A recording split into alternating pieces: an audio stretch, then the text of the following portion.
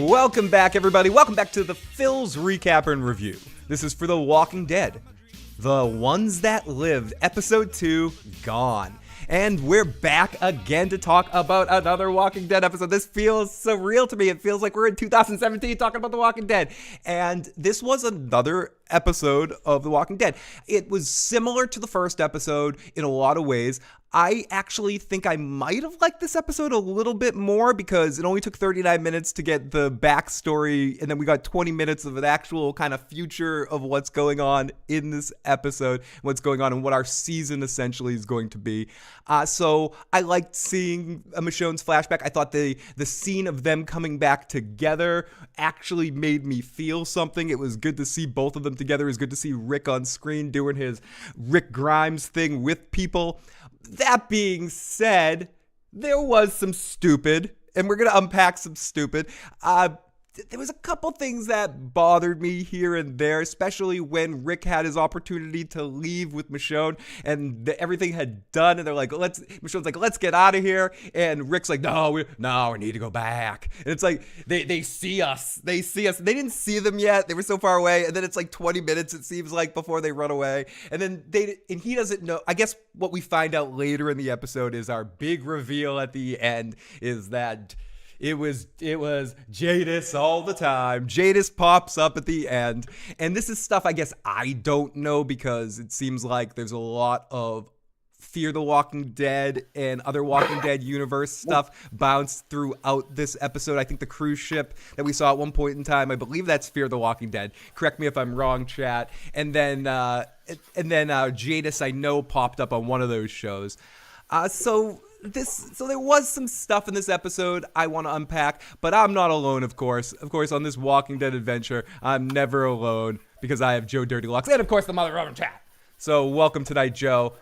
What were your opinions on this most recent episode of The Walking Dead? Was this better for you, worse? As my my poll question I put up, which episode did you enjoy the most? Episode 1, episode 2, both equal, neither. Joe, where do you come in on that line?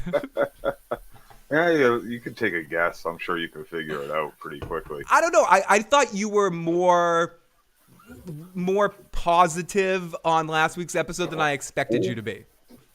Oh, that's interesting. Maybe I was. At times you seemed entertained.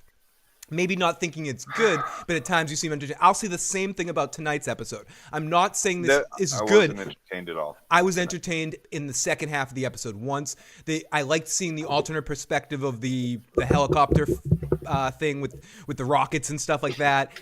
But there was some silliness. Like Michonne had to pull up their face masks just so she could whisper to them, "Look at me." So that answered that question. She did want to look at everyone's face.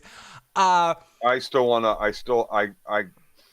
I don't have it in me to even fast forward through the episode to that last scene last week to see if you actually see her taking off or the other helmets I think you falling did. off. I'm pretty sure you did. But even if so, listen. You're still calling bullshit. I'm calling bullshit on this episode. Was trash. Was just trash. And one of the reasons it's trash is they make a big deal out of Michonne. They want her to stay because they see the value in her, right? Even Rick points out you're an A personality. He doesn't quite say it and get into it, but you can't tell him who you are. You can't tell him that you're strong. You can't tell him. You don't say walkers. Right? So we go through enough that they're trying to tell us that, and like we already know, Michonne is a leader. She's a strong character and all this.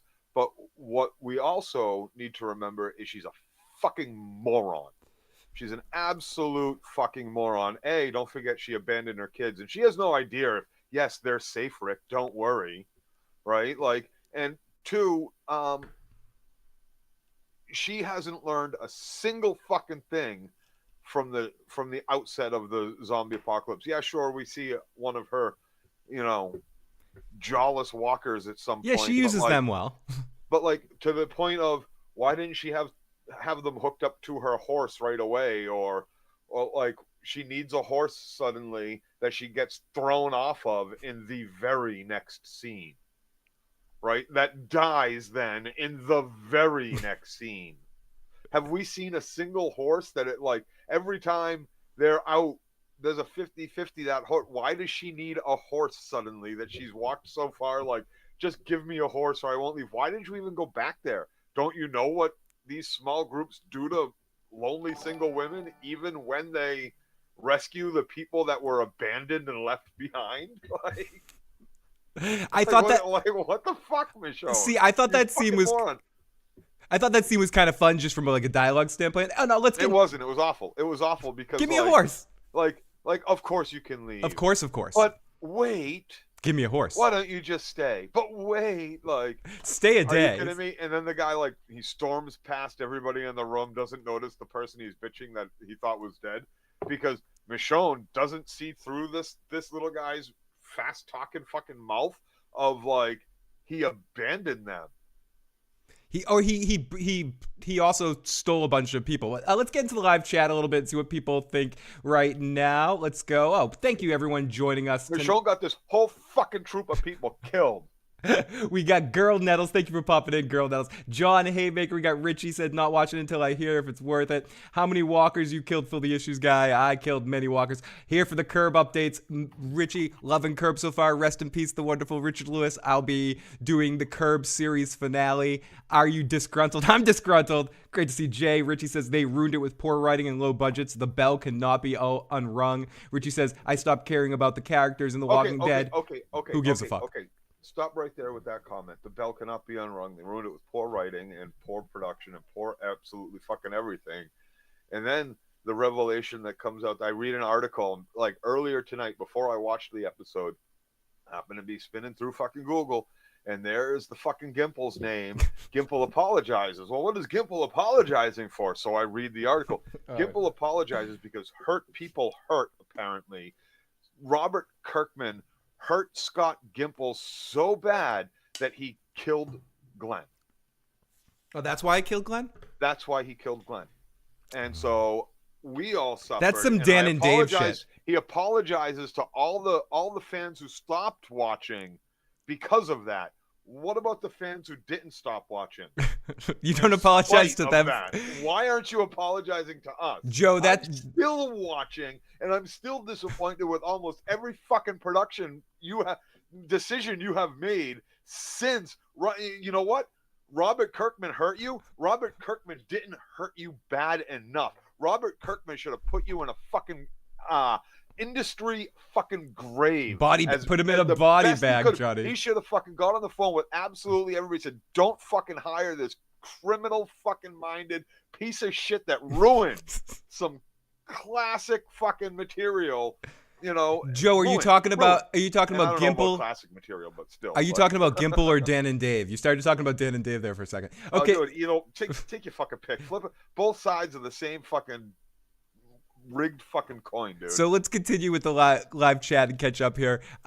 We say Sonic, your boy says, beats the table to the space junk. Welcome to my world. Episode was tight. I definitely enjoyed it at times. Sonic, your boy says, man, I can't wait for the next week. Theoretically, what I've heard is episode 3 and 4 are the best episodes of the season for the people that have watched the season. How many walkers have you killed? Too many. Just caught up on Shogun. I cannot wait for Shogun tomorrow night. Joe and I will be talking about that, I think, around 1 a.m. tomorrow or Wednesday evening. We'll figure it out. The boys, we're going to be talking about that as well. It's going to be a wild summer. New interview with the vampire. Can't wait for that. House of the Dragon and the boys. Uncle Phil, great to see everyone. Phil and Tony each week doing a podcast. Yeah, we will be talking about From Sonic between Tony and I, and we'll be talking about all these shows with Joe too. Sword Your Stone, hello, great to see you.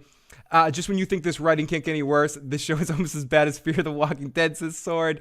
Bodega Buds. It's just as bad. That dude was a cool character. AMC writer. We got Mika Lee. Welcome, Mika Lee, with the dime bag of support. Great to see Mika. By the way, Rick, you have a son, but no one cares or even remembers about him. Michonne does say she decides not to tell Rick about. Rick doesn't know that RJ exists yet. And there was a moment in this episode where she's about to tell him and she says, not till we leave. So Rick doesn't technically know he has a son quite yet. And listen, I hated this episode. We'll get into it tonight. I can't wait. And I gotta tell you though, for what it's worth. Do you hate this episode more because this is after you saw the 2 perfect episodes of Shogun? So you're comparing it more negatively than last week. Did you forget what scale we're judging this shit on, Joe? Did you forget? No. So what I am about to give you though is these last 2 episodes have come at it with a different kind of feel, with the voiceover and the narration. In the fire. There's a lot of fire. A little bit of a story. But in spite of the change up in that aspect of let us get you caught up with this real fucking like... No, that's part of what ruins it. Never mind. Forget that. Okay, Fuck Tracy G with the super chat donation. Thank you so much, Tracy G. Joe, please articulate my thoughts for this episode. I think you're doing that well. Great to see Mika. My kingdom for a horse. Give her a horse. 1998 champions. Hello to the mother effing chat. Tons of red shirts in this episode. Quan, Solo. Great to see so many old faces in here. This is the best part about talking about The Walking Dead. It finally suggests us to our old friends. And thank you so much for that super chat. My kingdom for a horse. Hello, Quan. We are nitpicking a dead horse here. We're just watching trash. I am nitpicking a dead horse. I like, and we should be nitpicking a dead horse. That's part of the fun. Because listen. Oh, thank you, Mika. The Walking Dead. The ones that live premiere last week, over the week anyway, is the biggest numbers AMC has gotten since what, like Better Call Saul? Probably since Better. I don't know what they got for Interview with the Vampire, and I don't know if I'm missing a show, but it said 6 years. Okay, so before Saul, probably since Walking Dead was a ratings destroyer. Like it goes to show you that I want to see that there's probably going to be a very unless all the real serious fanboys that came back for Rick are all in. They found it compelling enough, which I can't see how they watched it and didn't find it any different than it used to be, or that they like anyway. So Joe, if you did, unless they came in droves and stayed, which I doubt, this is going to be another drop off. You disagree with Joe Dirty Locks or anything I say? You can call on in at 781-990-8509. Leave us a voicemail, or if the phone lines are open, call on in and talk to us and tell Joe and I what you liked about this episode, or if you want to pile on, go ahead. Don't anger me. Call in and tell me how I'm right. Tell Joe he's wrong. You want to hear Joe? We got Mika with a $5 super chat. Thank you so much, Mika. It's so sweet of you. Thank you for the super chats and becoming a family member. Hey, Philly. Honestly, I don't watch The Walking Dead, but I watch you. That's me. That's just as good. Join. That's better. You don't want to watch The Walking Dead. You'll get all you need to know. Watching us talk about the walking disaster is going to be more entertaining than actually having seen it. So you don't need to see it, and you'll get all the details just as they happen. Now, I'm with Shorty, the Jersey girl. I did not hate either of these episodes. I was at least entertained. I can find nitpicks. How? Because don't forget about the nitpicks. Forget about the nitpicks. How could I be entertained? I think some of the acting is higher than the last time I watched The Walking Dead, just because you have 2 better actors working on it. Some of the cinematography is pretty good. I like the way it's being edited with some of the sound mixing and some of the use of fire and quick flashes and audio stuff. So to your point, I like the change in production design of this compared to the original Walking Dead series, the last one. Having not watched Daryl, having not watched Maggie, having not watched Fear the Walking Dead, having not watched the other one, this is my first time back watching the style of the production again, and it's at least keeping me entertained, where the final seasons of The Walking Dead was so goddamn slow that every episode put me to sleep. I find it no different. I find the production value is no different. It feels like it's got the same... Oh, come on. At least it looks better. It really better. does. Feels like the same crappy budget. How does it look better? Because they gave us Blue Flame? Because they gave us fucking Game of Thrones fire instead of fucking... it is Game of Thrones instead fire. Instead of regular fire? Once for a half a second? What? Because they gave us chlorine gas attack? Like, they were coughing. Listen, some of this stuff is... It's okay. I'm not saying it's... I can't... You're saying it's not. It's just as bad as the final couple seasons of The Walking Dead. You don't remember them. It really is. You don't remember them. No. I'm telling you that there are bright spots with the acting from even The Walking Dead, right? Like let's be honest. Jeffrey Dean is a great Yeah, actor, he's great. even with the shitty Whoa. material. Oh, wow. This is the first time I've heard you give Negan a compliment. No. No, you like No, Jeffrey I Dean think Morgan. you need to rephrase that because I didn't say Negan. Fair. You didn't. I accept So, that. thank you. So Jeffrey Dean, and I even said, in spite of the material he's working with, which means the Negan character, he's still a great actor. Now, Rick, Michonne, some of the other cast which I had soured on over time is actually much better than maybe like what's his name, the fucking one with the talks all funny with the fucking ponytail. I can't remember his name. Thank God. You don't even have to think about it. Yeah, don't make me go. The history teacher. Anyway, this fucker, like, who can't like he's not a bad actor. Eugene, but like Eugene. Yes. What you talking about? But the materials that they have to work with are shitty enough that it doesn't really matter so much how good an actor is. Like, we've all seen Bruce Willis in some awful movies. We've seen Mel Gibson in awful movies. These are great actors for what it's worth in their prime, right? But like, great producers, great directors, whatever their personal flaws happen to be, who gives a shit? No, we're talking about performances. Yeah. We're talking about performances, but like, we've seen them in horrible fucking movies. And you've seen, and that's where I can generally find solace in that to a certain extent. But let's get back. The Daryl show is pretty much in the same level, but at least you can enjoy the locations in France. It is. And that's a fun thing. You get to see pieces of Europe faked on a green screen. Or Andrew says it's just shooting on location. Great. Andrew says it's just as bad. Daryl Dixon had better scenery. Looks probably more. It's just a different country. They're all on par. They're all really, literally on par with each other. There isn't too much visually different or stunning about anything. And again, like, even with the explosions and the fun whistler missiles and shit, like you see that this thing flew into the crowd. You saw the explosion it made. You see this fucking zombie with all these gas tanks on it, but you still decide, let me sit right where I am on my horse, instead of, like, after you shot the first one, you decide to let me waste a whole bunch of these because, yeah, I'll be able to get through 5 miles with the limited amount of ammo that I have, and nothing can possibly go wrong with this. All right, like, let me ride all the way up to like 4 feet away from them and shoot a missile at them. You're lucky the first one went so far. Shorty says Joe. Like, you trusted this dude's whistle missiles because what? Like, why? What? He's capable. You know how many of these fucking things kind of just like blow up? It was like a Qyburn dragon shot. Mika, we will definitely be doing. Stupid.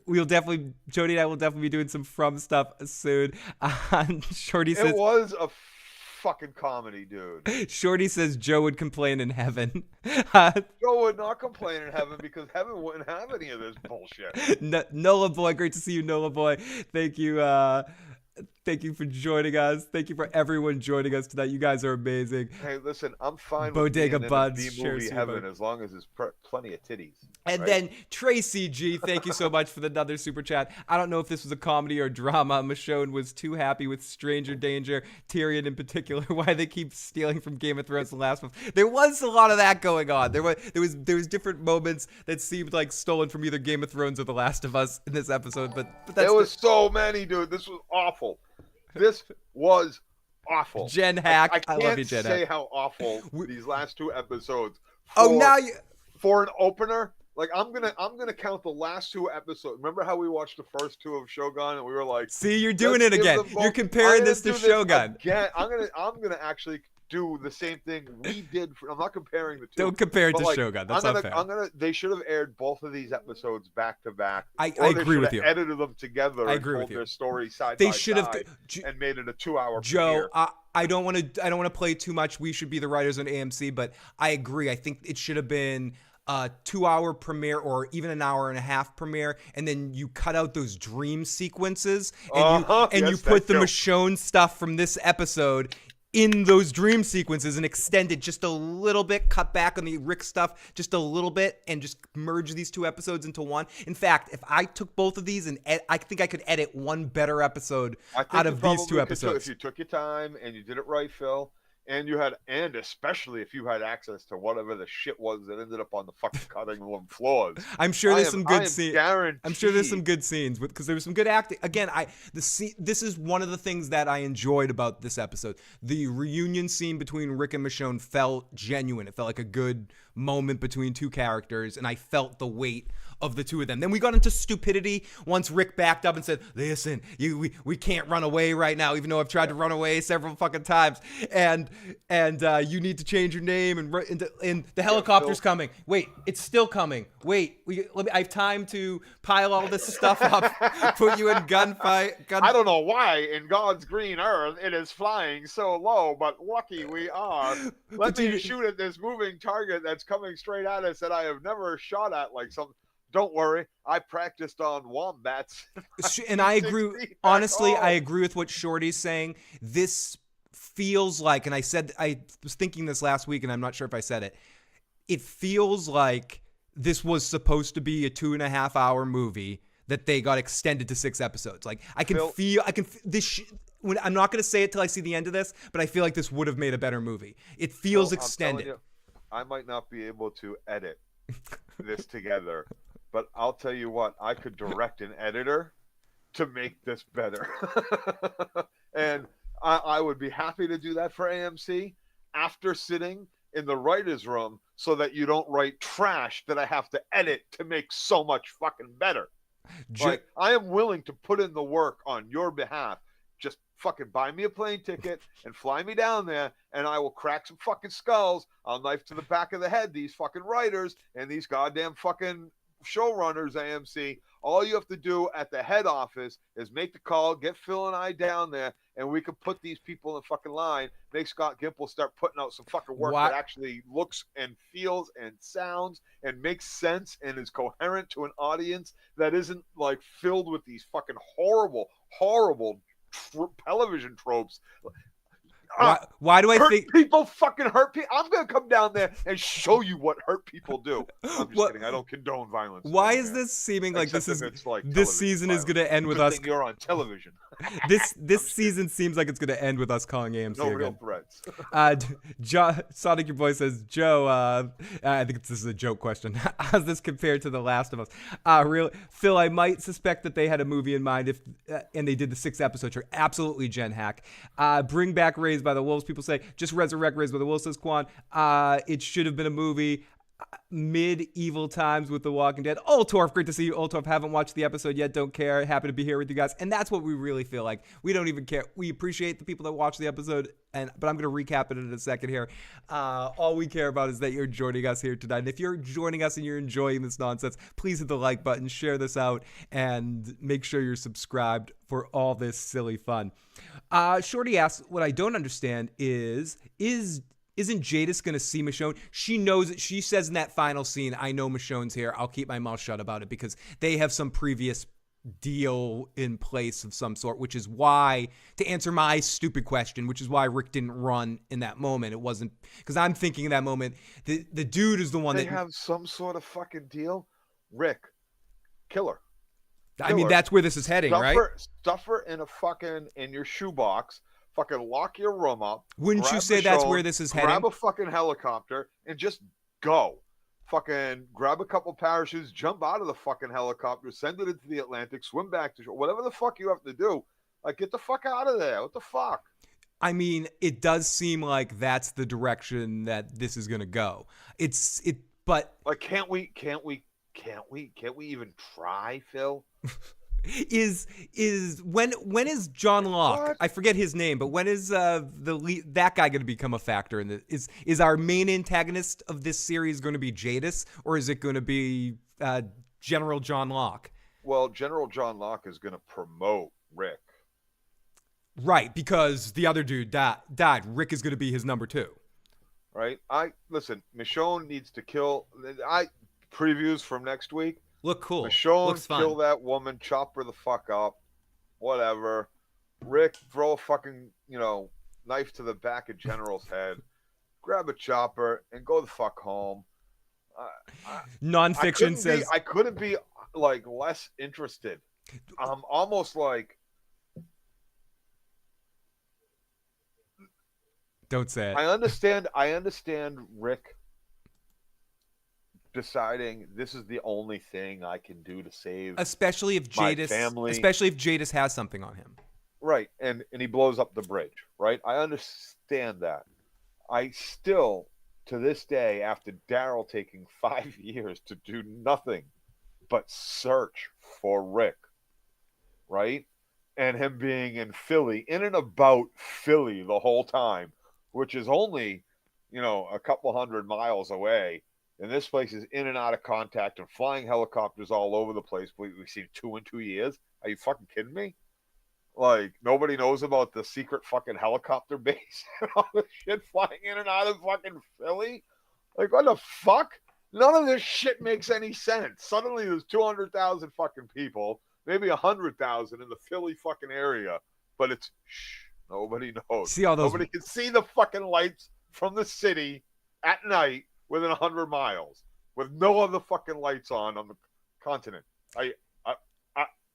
I'm there's so much to just be upset with about all of this that it's ridiculous that not even any whispers of this to our group in Alexandria and the other areas, the hilltop and whatever.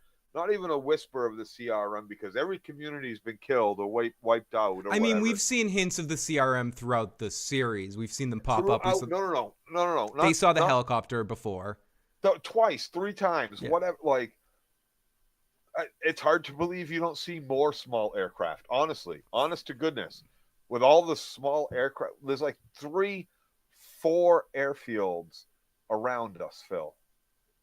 There's one in Salisbury. There's one in Beverly. But you got to feel if there was a zombie apocalypse, most people would be staying. The airfields are still probably going to be clear or easily cleared, especially with access to fucking helicopters. I'm sure you would see them, have been seeing them far more frequently in the first few. Shorty has the giveaway here. She says Jadis has a bad haircut. She's the bad guy, looking like kill Jadis. Looking like Coconut Head. You should have already killed Jadis. Like, the first time you ever saw her after you got there and were settled in, before you even tried to escape the first time, Jadis must die. Now, Xavier, yes, there is. It is a Rick Grimes season. Rick and Michonne meeting again. Xavier, welcome. There is a new... This isn't officially The Walking Dead, but this is leading into a new final season of The Walking Dead, or whatever. It seems like a Voltron Walking Dead series. They seem to be... This is the setup for it. Let's see. It's going to be Team Locke versus Team Jadis, and Rick has to pick a side. I'm calling it now. Jen Hack says, in The Walking Dead Beyond, does anyone else think those kids were like the 4 hobbits on an adventure? There we go. Frodo was the curly-haired corny kid. The big one was Sam, and the girls were the siblings, Mary and Pippin. But let's not waste any more time, Joe, because I want to start breaking down what you actually thought of this episode. I know we're talking more generalistically, but let's get into this point for point. Let's not waste any time. Thank you to everyone that's joined in tonight, all of our super chats and our new channel members. If you're become a channel member, you can get access to silly modes like put out your Joe rants right there, or become one of our shit buddies, or share some love with Cheech and Chong, or say things are inconceivable, screw you, or damn it, boy, I'm a doctor, not an asshole, or Polly, or be the motherfucking Homelander and kill a bunch of people. Do whatever you can do that. The more channel members, the more little emoji things we could pop up there. So I appreciate all you guys that help support the channel and keep us going in all of our super chat donators. You are awesome. Nonfiction says, when Michonne looked at the base, I thought we finally reached the final boss of the game. It was very video game like at times. And you had another comment that I wanted to make sure I read. Rick is like Theon now. Wait, I mean Reek.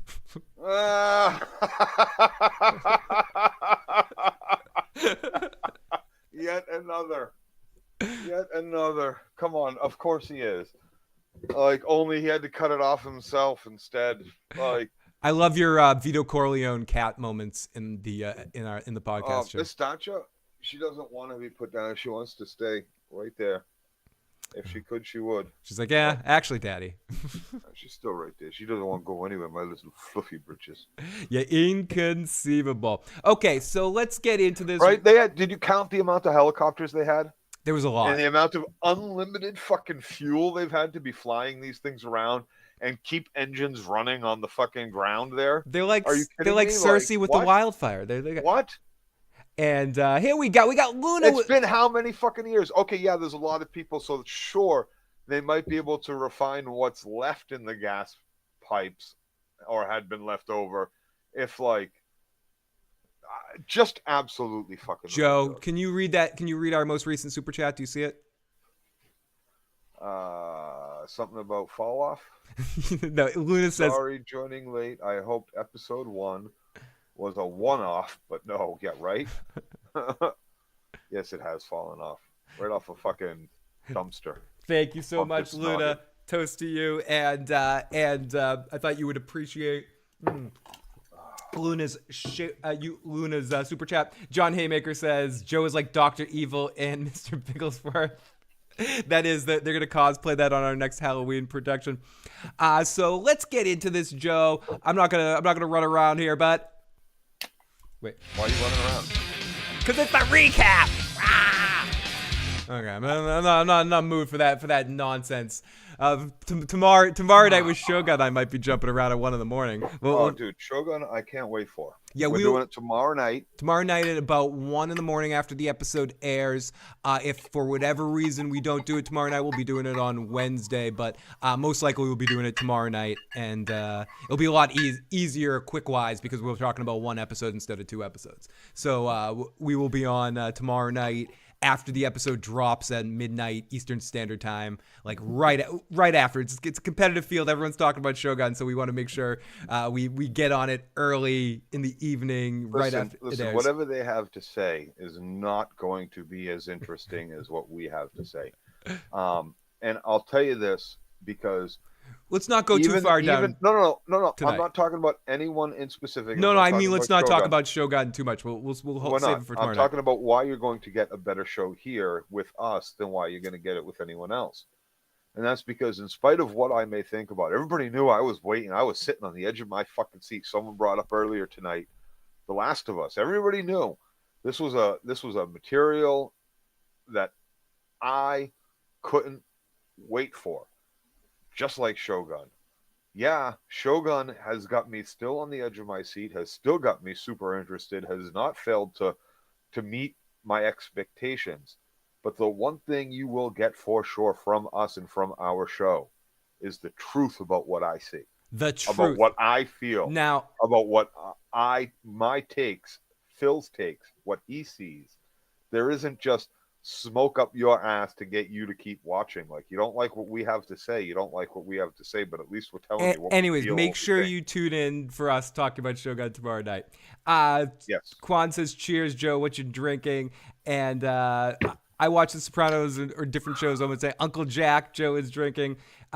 Song says Shogun doesn't air till Tuesday night. It doesn't air till Tuesday night on FX. I am possibly going to a concert on Tuesday night, but it does drop on Hulu at midnight on Tuesday. So Monday night, 11:59 p.m.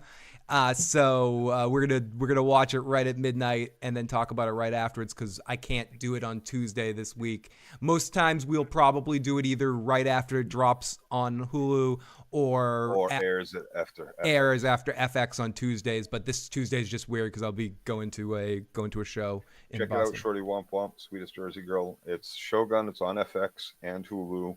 Tuesdays, Monday night if you're on Hulu. Now let's not bum ourselves out too much, and because we don't have too long to wait for that episode. But let's get into this episode. Our episode starts 6 years after the bridge. We get Michonne monologue that she might have found Rick. Rick is alive. She's explaining about herself, that she's helped people, and she's looking right at me, breaking the fourth wall, looking right at the camera. She asks for help. And this gets into our scene where she saves some people, and we get this this woman that gives off a very HR vibe, and she's like, "Hi, now, why'd you save these people? What are you doing here?" And Like, what? Why am I sitting here in front of you at all? Like, Michonne saved them. All right, there you go. Bye now. Have fun storming the fucking castle. Gotta be on my way. Why would you go back to this group's, like, caravan? Why would you think you see one of them ditch out? they probably promised her a horse, because that goes into the whole where she's Well, just like, don't "Where's my worry, horse? don't worry. Thanks for saving us. We'll give you a Would you like horse. to come back and see my puppies? I've got some candy for you. Give me a horse." If a horse is a lot of a horse, of I course, also of got course. canned food you might like. Ooh, maybe. Come back with it. Come on now. Michonne, you have a sword, but like, and you might have guns and bullets, but you know better. You have a brain. That is your sharp. Never mind. So that should be your sharpest weapon. And it is not. It is not. Somehow, in this world of constant fucking danger and death and betrayal and all the rest of the shit that goes along with being in a shit fucking existence, you have managed to not learn or retain a fucking thing, and you abandon your fucking children. Sword Stone says, Joe, Shogun needs more peaches. Joe, you know what I'm talking about. Sonic Your Boy says, yeah, I thought that looked from. Oh, Michonne should have named her horse Bojack. My daughter says that the dude on the crutches is a YouTuber. We've got Tony Pajamas in the live chat, the greatest name in all of YouTube. Tony Pajamas. I want to start a cartoon and call it Tony Pajamas. I want to create a line of clothes called Tony Pajamas. I love your name, Tony. That's like Tommy Bahama. Yeah, Tony Pajamas. It just bounces right off the tongue.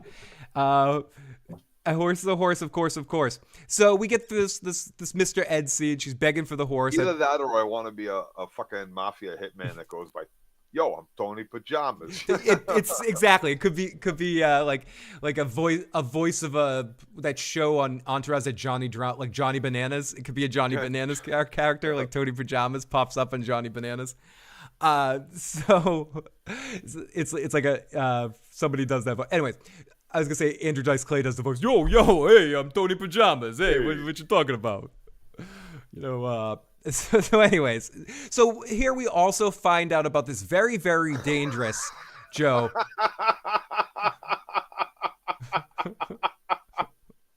Fucking womp womp. Yeah, we'll get into that in a second. So, but Joe, we get into this very dangerous migration of thousands of walkers over a few months. They don't know why they all gather together, but they gather together every year, and they don't go north, or I forget what there is going for. They just stay there and they go back and forth. And Michonne's like, I ain't scarred, and it just keeps going. Give me a horse, and then the dude shows up and he's like, starts screaming at this other girl. She was your sister. And we get in the middle of a story that we don't know about. Like, we're almost popped in, like, they're having a conversation like we've seen them before, and Michonne's in the middle of another show. And it's, I don't know. Didn't we have a group go all the way to fucking DC? I think. Pretty sure the CDC, right? They went to the CDC. That was in Georgia. Oh no, that wasn't Georgia. But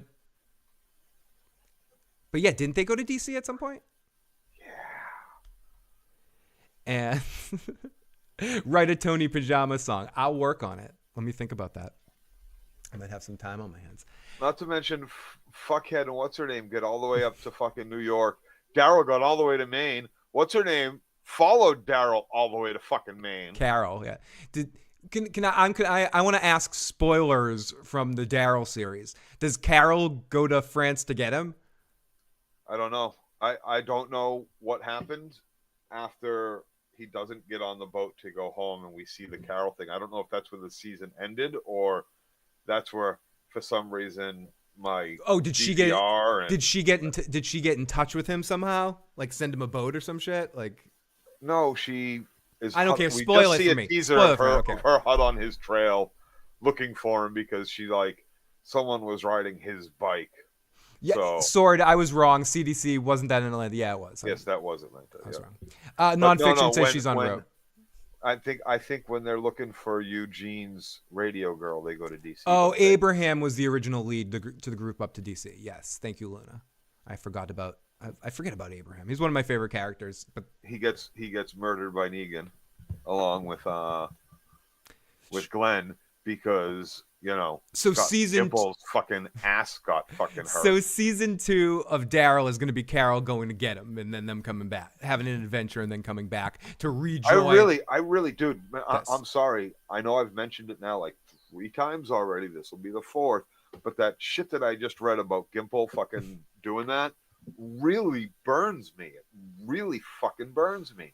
And like hearing that only reconfirms we got the endings we got and the material we got past season 5, because there was that same fucking heart feeling with Dan and Dave and George. Yeah, with Dan and Dave and George. Exactly. Yeah, because and it started over the Lady Stoneheart thing. They didn't want to include Lady Stoneheart. George probably said some cruel things like "fuck you guys," which then they decided has to be because she's the one that does this, and she's going to be the one that does that, and if you take that character out, the even problems though I've only with just teased her, conspiracy theory, but the problems with Dan and Dave and George really start. George didn't write another episode after they refused to add her, and he was all over the DVD commentaries talking about how. Anyways, I don't want to go too far down that road. So anyway, just know that Gimple fucked up in a strong way because he let his fucking feelings get into shit because his greed fucked shit up. Let's great to see Killmonger in the live motherfucking chat. Michonne should be with her kids, not looking for Rick. That's dumb. I still haven't seen the ones that live. So Killmonger, you can go to Paris. You know what, Killmonger, don't save all your energy on Sunday night for Shogun on Tuesday night, because even though it'll put you so low on your criteria for what's good television, that Shogun can't possibly fuck up to be bad enough. Okay, so we get all this shit talk. We get this. It's a very only that's how TV worked. It's a very theater scene. Jen Hack says, "Walking Dead at times would be great time for the Borg to invade. Resistance is futile." And they started this whole thing. Quan says, "So did Gimple just sneak unread scripts in?" Probably. I think this was a movie script that they were working for a while, and they decided to extend it into a series. Similar. I think it's probably the first 2 movies, and scrapping the 3rd movie. And then the 3rd movie is going to be the Walking Dead Voltron series, when they bring everybody back together. They would have done that in a movie. Now they're going to do that in a series where they lead each one of these series into everyone. Because they're going to be paired off in 2s, right? That was the original plan, was Carol and Daryl together, Negan and fucking Maggie together, and Michonne and Rick together. And then somehow we go back to meet Judith if the whatever the fucking CDR or Canadian Republic, whoever the fuck these guys are that Rick works for. Creedence Clearwater Republic? Revival, right. Don't decide to like bomb whatever fucking little 20,000 person community. How could they not know a 20,000, this 200,000 person, 3 city fucking whatever with helicopters and everything, who decide to bomb Oklahoma for some fucking stupid reason, decide not to get rid of this other 20,000 person community that is close by, that's not part of their alliance. I'm sure that's next. So she talks shit. Okay, so we get some shit talking, blah, blah, blah, give me a horse. And let's get the hell out of that scene, because Michonne wins over those 3 people in that scene, and the 3 people galvanize a whole crew of people to follow Michonne. Michonne all gets killed. Phil? I know we have been living with this caravan for 3 years and we have been safe, but you know what? We need to leave it now, because this woman thinks we can go north to the Walker Horde. That dude's life, even though that dude was right there and ditched him, and he says it's a good idea that we might go with her because he's upset at the other one because he had a stepdad that abandoned the other one's sister. No, he had a stepdad. He has to make it look like it's her fault so that he doesn't get blamed that he abandoned this chick's sister. And just to point it out further, he's got to give away the fucking farm to this fucking stranger so he doesn't look like the prick that abandoned this chick's fucking sister in the first place. And then Michonne says, "Oh yeah, Mr. Little Man, little fella with the mouth that doesn't stop fucking running, why don't you come and join me on my trip to find my ex-husband? Because no, I'm sure your loud, obnoxious, fucking can't stop talking mouth isn't gonna get one of us eaten by a fucking zombie at some point. Like, are you kidding me? Shut the fucking baby up in the back of that bus now, motherfucker." Now, Nat comes up, starts talking shit. And then, you know what this proves? You know what this proves? This proves the old apocalypse now. You never get out of the fucking boat. All of these fucking people were on the boat, essentially. They were in that fucking caravan. You don't get out of the fucking boat. But Nat wanted them to leave. He wanted to leave the peach pit. You know, it's the right time. It's the Nat right time. wanted to go. If we get out now, we can be gassed. Just in time. Just in time. Because we should go north to that zombie horde that's unstoppable, because the random samurai girl thinks that she can find to the Bridgeport. She can find her she can find her boyfriend that she hasn't seen for 6 years in the zombie apocalypse. It's totally a plausible scenario. Come on, because I believe. Because you can, because you gotta. It's like, look at this. You can't write this shit any worse. You gotta believe, Joe. That's what all comes down to. Is he? All I know is we gotta get Rick's hand off his body to appease the fanboys. But is he the same? Is he the same? Then you believed for the right reasons. All you have to do is believe. All you have to do is believe. Like the Japanese that Rick somehow You're telling me this just inscribed perfectly. Joe, again I ask you, you're not entertained? This was hilarious. This was amazing. She's even like, I got a phone, and he's like, left that in the right place. Joe, this whole... Oh, you got my boots? Yeah. This whole episode was I need those back now. This whole episode was so goddamn entertaining. Yeah, no soldier left behind. I got my cowboy boots. Thank God. Oh yeah, she found the boots. I forgot about the boots. Okay. It's just like, I need those back.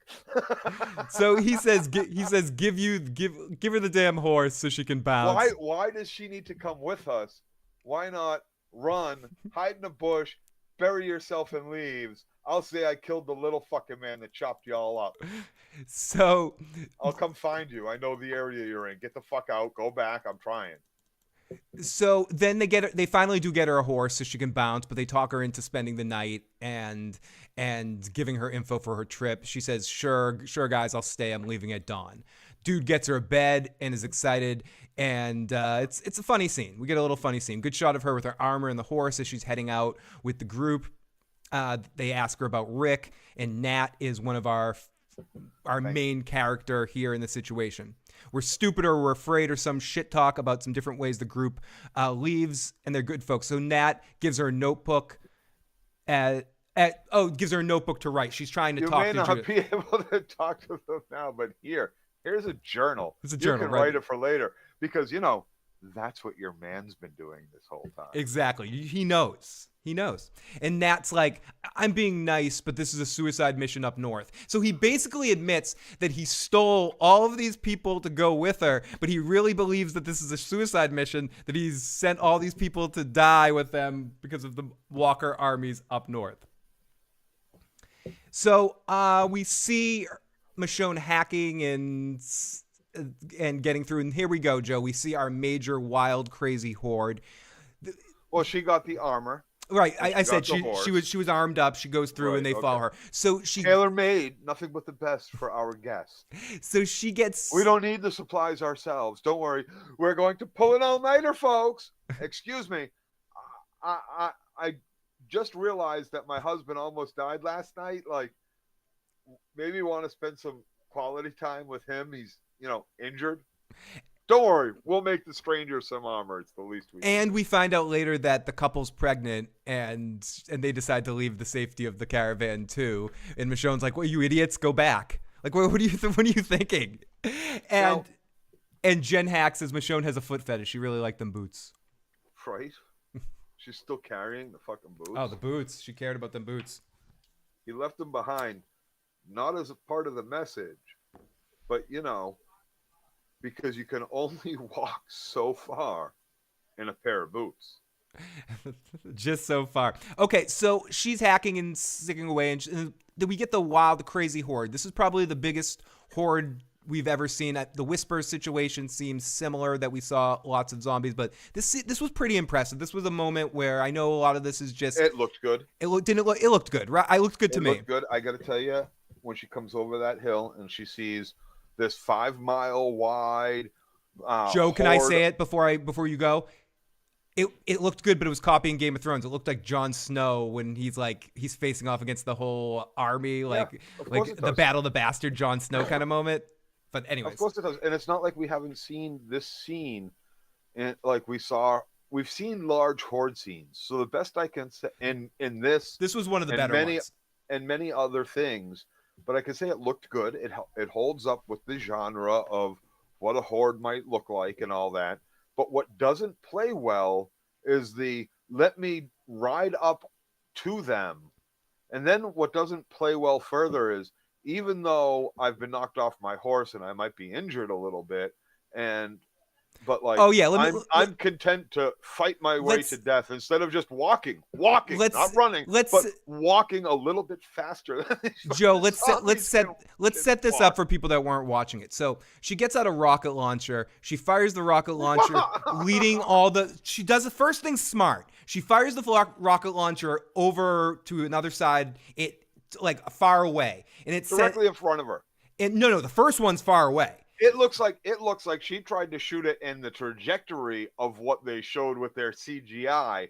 Looks like she was trying to shoot the closest one fucking possible, and it lands about 50 yards past. Either way, it was in the right direction to send them in another direction away from her. No. The first one she did, but then she fucked up on the second one.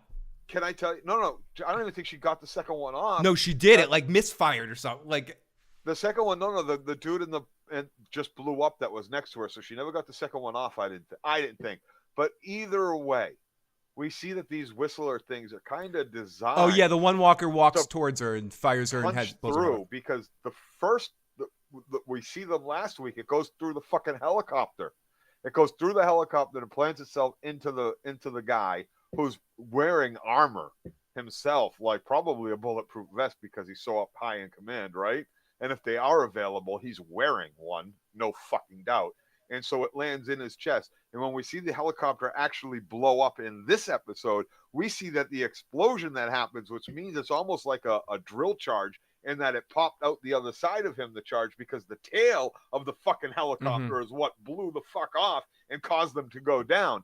So these weapons weren't properly explained to her at the time she fired the first one. So if that's the fucking case and you know it's an explosive, why would you ride all the way up to the line of what is you should do it 5 mile wide? Yeah, you should do it from zombie patch. You should do it from way the fuck from back. From the top of the fucking hill that you just rode down. Yeah, the top. What is 10 fucking feet? What is 30 fucking feet gonna get you when you have a rocket on your fucking shoulder? And what the fuck is wrong with you, Michonne? You are a fucking moron. How have you survived this long?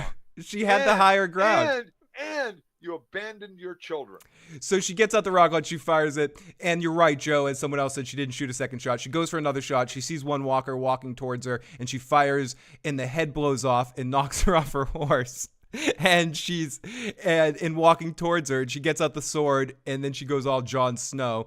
But we see another big bomb being dropped or something, and it shifts, and the walkers are opening up a path for her. It opens up a perfect path, and it is her friends, the couple we met.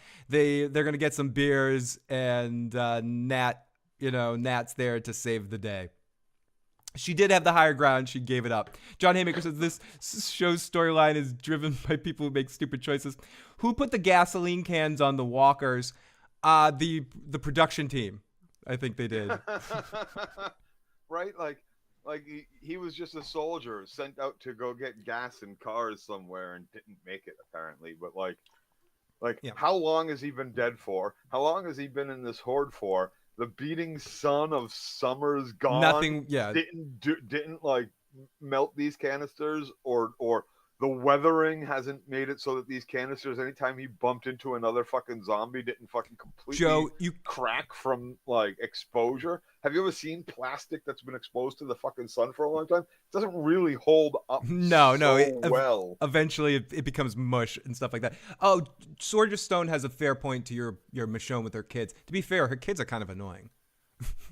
Muppet babies. Good. Yeah, I would have abandoned them long before she did, but like she still abandoned them. So it's true. I mean, they're again. Joe and Phil are talking about fictitious characters. We're not talking about real people or real mothers or real children. These are fictitious characters on a fake ass television show. So give us a break. I'm still annoyed that she I'd has leave her those sword on her motherfuckers too. back.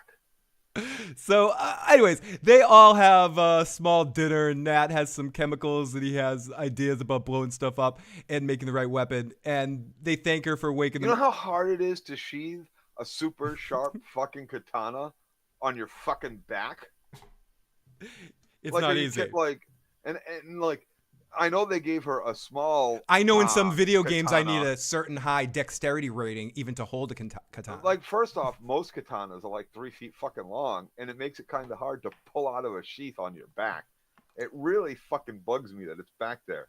I don't know. It really bugs me that it's back there. In fairness, that's not something we can blame 100% on The Walking Dead. That's a Hollywood thing. I don't give a fuck. Audiences are smarter now because they've done these stupid things for so long that enough people have complained about them. And listen, if we had kids, Phil, that we were taking to movies and watching these shows on television with, we would be repeating this stuff as we were watching it. That's so fucking stupid. I mean, So the audience inherently becomes smarter because the adults hopefully are showing their children. I think you came to the point of why we do this show, Joe, because we don't have kids, so we have to pass on this anger and we have to be the old man in the Muppets, you know, the guys that sit in the audience, Waldorf and Astoria. Astoria, is that their names? Yeah. I'll be Waldorf. I don't know the other one, but one of them's Waldorf. Yeah, Waldorf and the other guy, and that's us. We're Waldorf and the other guy. Mortimer. Sure, that works for me. Daryl abandoned them too. I just want to say, says Sword. Luna says, Chandler Riggs, actor for Rest in Peace Carl, must be laughing at this show. Sweet karma. Quan says, I hate those kids. The truth is annoying as fuck. Jen says they should get Carol to look after Michonne and Rick's children. They would be dead first. She'd have them looking at those damn flowers. Okay, so these folks... Well, at least they wouldn't be... honestly, Carol's made enough stupid fucking decisions in her time too, but honestly, she's probably the best person to raise if anyone's fucking kids, because she knows how to be cruel, and she knows how to be disciplinary, and she knows how to be kind. Out of all of those people, if I could leave somebody I cared about with any of them, it would probably be Carol. I would leave with Carol over any of them. Probably be Carol. As Daryl would die trying to protect someone, I wouldn't. But with Carol, you get Daryl. Like, you don't have to say Daryl too. Like, if Carol's watching somebody, Daryl's gonna I love that person too. So Daryl's going to be protective of the situation. But Carol's who I want. Statler and Waldorf. Even though every child that's ever been in Carol's fucking care has Joe, died. we are Statler and Waldorf. Even though every child that's been but has died. Bad odds, Joe. Bad odds. Shush. I want to take that back. No, you can't. You can't. Now that I'm thinking about her history with children, no, I'm gonna take that back, and I'm gonna go with Daryl. Daryl or Joel from The Last of Us. Fair picks. That are allowed to watch my children. Fair picks. Okay, so they thank her for waking them up just like they are bound. Okay, they're gonna take her to help find Rick. She says you're coming, and then she says you're coming home with us. And Nat goes to bed, and Dude goes and gets food, and Michonne calls him out on them being pregnant, and Michonne's like, dude, get the hell out of here. But he goes out and gets food. Then we have a fun talk about her craving honey, and honey's the last thing left, and honey never goes bad. And I guess honey would be, in this world, honey would be one of the biggest treats to find somewhere. Who'd have known honey doesn't go bad? The apocalypse hasn't happened yet, I'm not with a I don't band know of if honey survivors, does honey go bad? and I already know honey doesn't go bad, and honey is one of the best antiseptics out there. And if this isn't fucking common knowledge to people to be So boiling honey and putting them on, so you're saying all a the honey smear on would be open gone out of wound, every store at this point? I'm saying honey would be one of the first things fucking gone out of the fucking store. Uh, Absolutely. John Haymaker says honey would does be crystallize. they would have fucking moving beehives on this caravan, as far as I'm concerned. If you could do it, they would figure out a way to do it, and or like. Are you saying the beekeeper? In all honesty, you want that, it's one of the things. That Are you I'm saying really beekeepers would be as important as doctors in this world? Almost more important in a lot of aspects, because if you can, a good beekeeper and such would be able to ascertain. I'm making a leap here by this statement.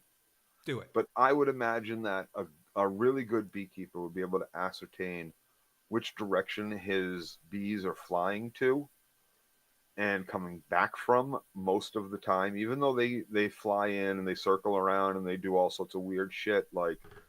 If you can ascertain where they're coming from and going from, you can ascertain pretty much where good soil, good land, good flowers happen to be. And where the good honey is.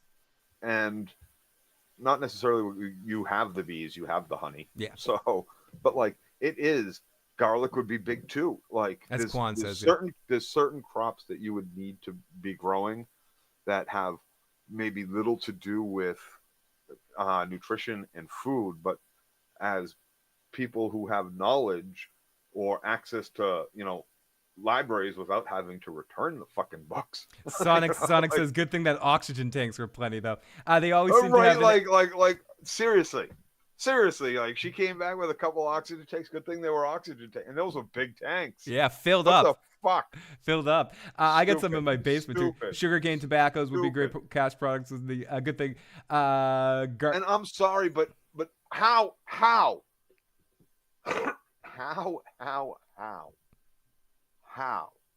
with zero maintenance, with zero looking around, with walkers inside and or out. Oh, I'd be growing it, guys. Just weather, with whatever it is. How is there any intact glass left on this fucking planet? That's a good damn question. Like that you have to jimmy a fucking lock. Why?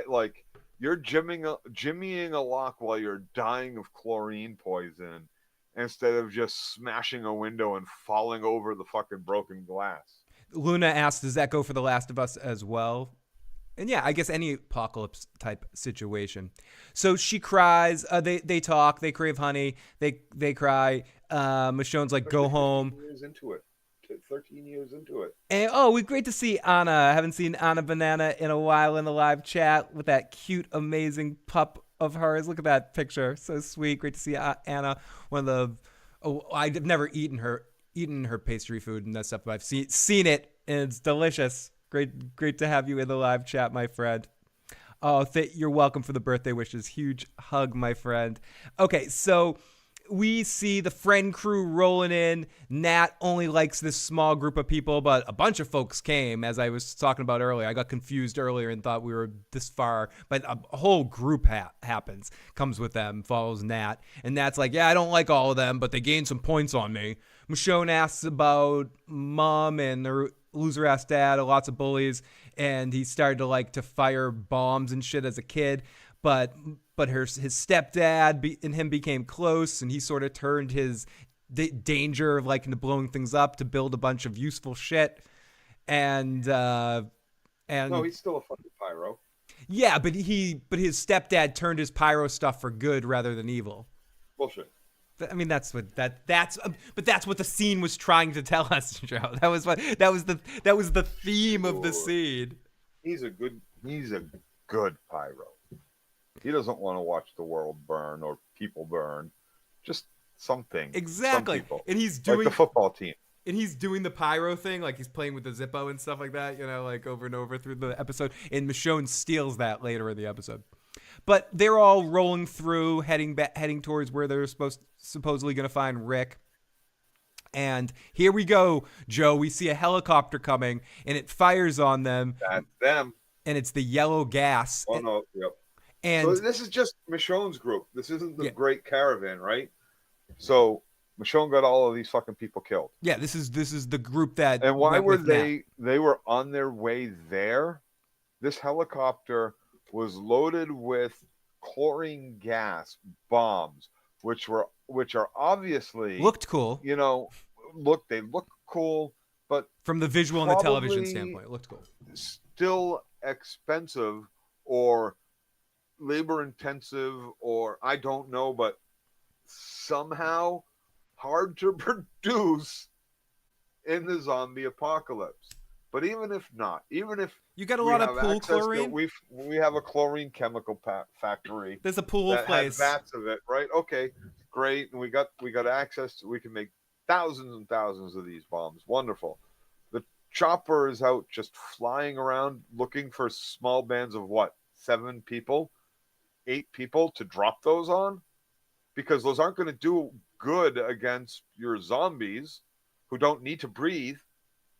So aren't going to suffocate in that manner, don't need their eyes because that's no big deal. Like, so it's out flying around just looking for people to drop this on, but nobody knows this group of things. Like, so with these, go run and hide from the chlorine dropping helicopters. But with these, the red in the world. With these, the red shirts they called or something like the red team. Who called them? The sister back in the real caravan. Yep, we have a band that broke off from us. Go chlorine gas them.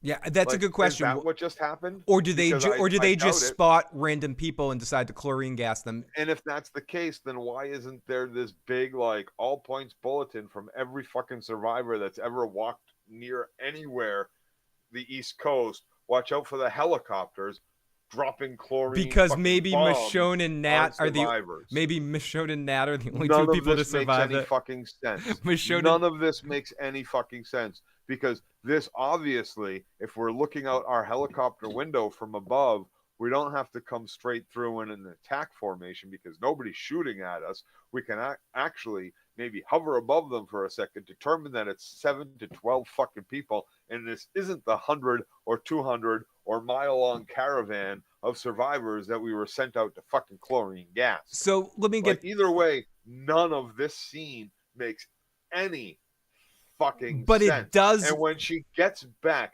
after they get chlorined, after they pick the lock, Phil, I'm gonna push us forward through this. But it looks cool. It looked really cool. And green smoke. Ooh, and she slices and dices. The visuals are great here. I felt like I was trapped in this scene in a good way. The music worked with the scene. It worked with the tone of her going through. Yes, it didn't make sense, but what the fuck? It's The Walking Dead.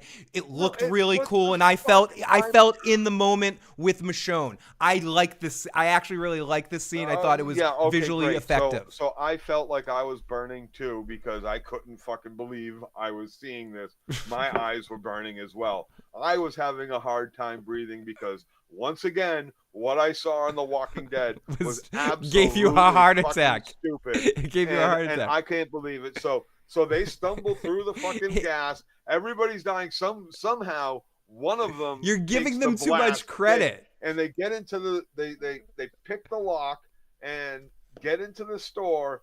Michonne, without looking, kills the one walker that happens to be locked in the store 13 years after the apocalypse started, where there are no windows broken on this storefront. That's fine. Okay, whatever. They go in, and the fucking one of the 3 of them that took all of the fucking gas, the pregnant one at that, she ends up really having a hard time. And Michonne, she's first who has to a die, hard time saying it, says, I know you believed, and I know she believed, and I know I saved you, but now she's going to die.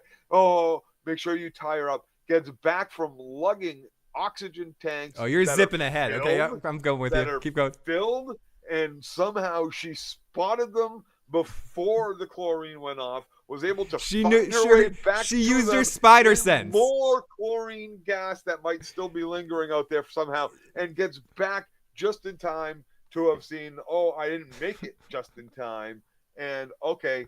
She's a zombie. I don't know where the little guy is with the big loud fucking mouth who likes to torch people. And I don't know where the boyfriend is. Oh, wait, here's the boyfriend. Okay, he's already turned. Gotta kill him too. And then we have the little guy who's still alive and hiding. And once again, lit a fire. Abandoned. He lit a fire. Abandoned. Right, because he's a fucking pyro. He lit a fire. But he abandoned doing the right thing. And this is the little fucker you're going to say, come, yeah, that's all right. We're going to rehab each other back to life because otherwise, who would I talk to? And then, hey, don't worry about it. Everything's okay. So you almost got me killed again, twice, by not just giving me a horse and then staying the fuck away or telling me what these fucking weapons were that you strapped to my fucking back. Don't worry, they're just whistlers or whatever, screamers, or whatever the fuck they call them. I'm not going to explain to you what it is. So just put it in there and shoot it. Michonne used her spider sense to find the oxygen. I buy that. I buy that for $1. I'll buy that. So she. I saw oxygen tanks back there. As you're right, she's pregnant. She comes back and the pregnant woman's zombified, and Michonne ends it. It's sad. Let's go. Jen Hack says Joe's cracking me up today. No, she took her time, Joe. It's a pattern with her: abandonment, neglect, kill. Oh my goodness. Oh wait, I think I zipped back a little bit. You guys are. Oh, thank you, Jen. You guys in the live chat make this better for us. The more you guys talk, the more you guys keep throwing the fun in there. It makes this more fun for us. So thank you so much. We wouldn't have fun watching the show on our own. Joe and I would just be yelling at each other through text messages. So we appreciate you guys joining us here tonight. Okay, so she tells. Oh wait. She slices and dices. Sorry, I messed up on my notes. I got to get back to where we were. So Nat's still alive. He could not kill his friends. So if she finds Nat can't kill his friends, and he sits there behind a bar that he burned. So he can't kill his friends, but he set a fire that's eventually going to kill them all. So he can light fires, but he can't kill his friends. So he can slowly torture himself, but he can't kill them zombified friends. Joe, I hope if I'm a zombie in front of you, you can kill me. I have no doubt that you would, before I even turned, you would make sure I died. You know what, Phil? I'm already hurt by the fact that you're dead. Mm-hmm. I have no problem putting your reanimated corpse down. It bothers me not. The thought of it doesn't even enter my mind. Oh no, that's my best friend. I can't Joe, do it. It doesn't bother me. Yeah, it doesn't bother me either because I'm going to be dead. I've talked about it a million times with Katie. I've talked about it a million times in this show. I've talked about it a million times with my parents and with you, Phil. Listen, if it's not even the zombie apocalypse and the terrorists or the bad guys or whatever the fuck they are come and take one of us and we have been taken and under threat of torture and death, you know what? I'm sorry, torturers and bad people, but if I do what you say, you're just going to kill me too. So instead, I'm going to make it my mission to kill everybody. Yeah. Either I die, we all die, or just you die. Or maybe just Phil and you die. Or maybe just Katie and you die. But, if I happen to die too, that's horrible. But know this. There is nothing that stops me from trying to kill everybody in this situation, including myself, because I got no doubt that you pull the trigger on her or him or whatever loved one I have. So it doesn't bother me in the slightest if you're already dead, Phil. I've already made the decision that if you're alive and it looks like somebody has taken you and is trying to force me to do something, we're both dead in this situation to begin with, because that's already extreme shit. So it's extreme shit time. Let's go. Fucking nuke.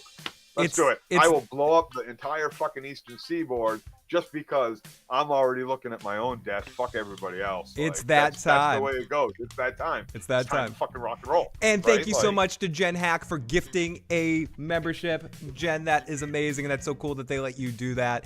And I think, well, where are we here? We're in the new month. I think I can do this now. So I think I can hand out some free memberships. Let me gift out 5 memberships to the audience right now, Joe. I'm gifting out 5 free memberships. There you go. There you go. We got Swordstone, John Lennox, Owls, Monty, Monk Monty, and Igor all becoming members. Thank you so much. And I will give out 5 more at the end of the show. Towards the end of the show, once we're done with the recap. So, she brings back the O2. She hooks Nat up. They both got chlorine gassed. Their lungs got burned. They may not get better anytime soon, but they're going to get better. And Nat keeps quoting the gambler. It basically this does not make a great hostage negotiator, because my only thing is and I would tell the hostages, the terrorists immediately.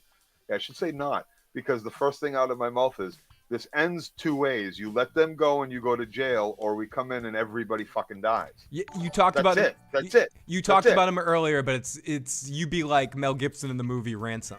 You'd be like, you'd show up on with the money, I'm coming for you. It's just $75,000. I just want my 70. It's not 150. It's not 250. It's 75. He owed me $75,000. That's it. Pay me my money, and I can go. And thank you so much, Luna. You are amazing. And maybe let me wrestle with Lucy Liu for a little bit. Oh no, you said Ransom. I was thinking of a different movie. I was thinking of Payback. Either way, Joe, you can have your imagination. Okay. Yeah. I'm not. Listen.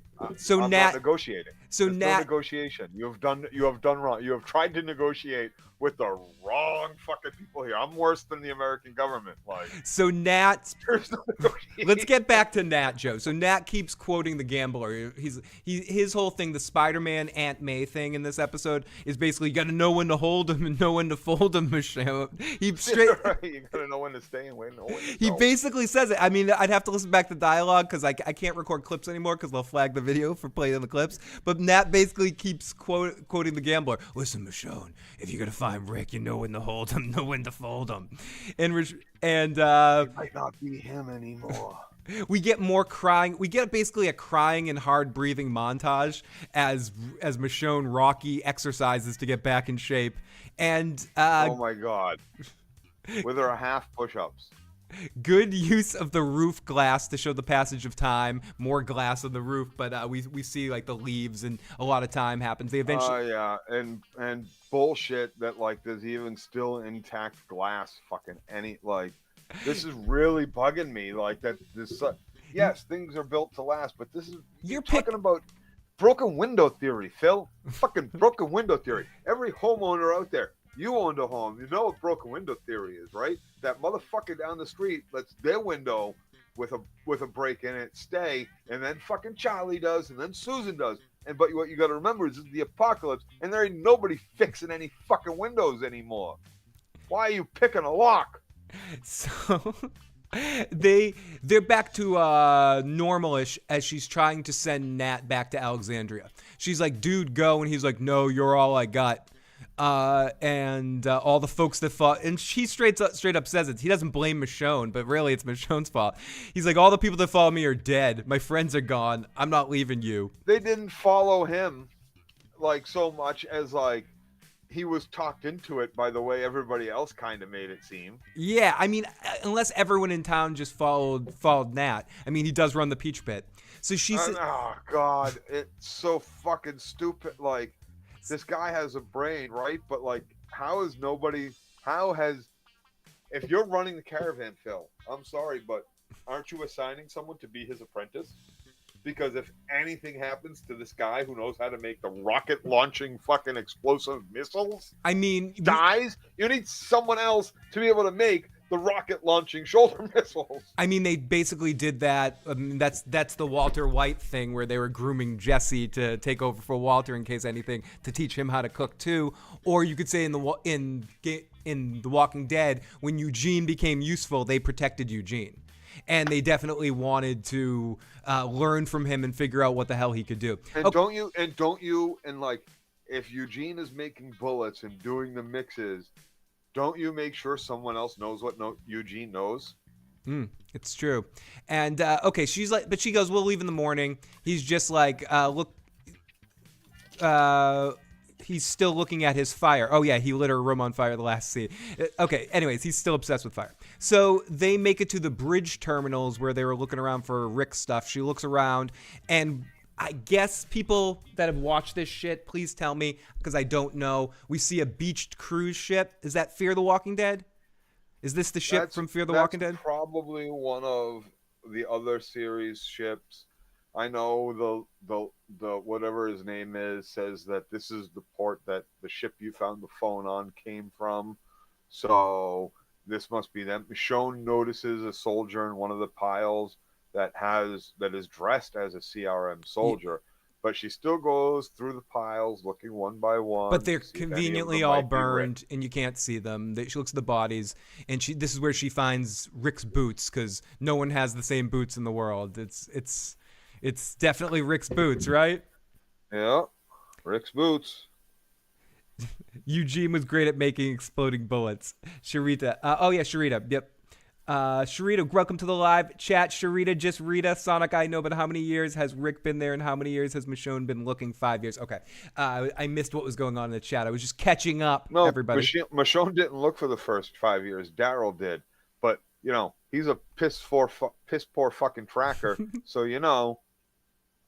Michonne had to abandon her children and go look for herself. That's why Merle would send him on drug runs. He's like, I'll do the tracking. Daryl, you go get me my drugs.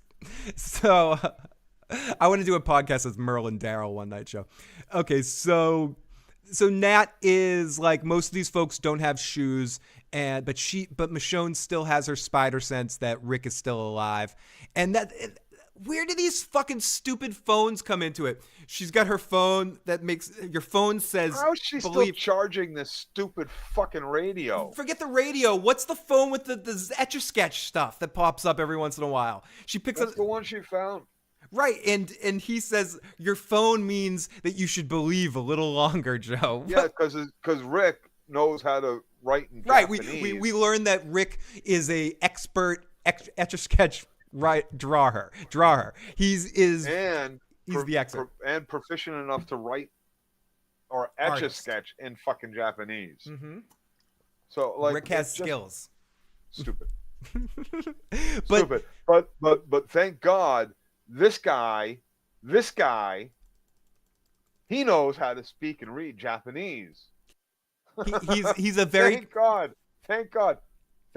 He's a very convenient. Had a lot of opportunity in the last 13 years. Are you saying he's Chekhov's Nat? He's the perfect situation.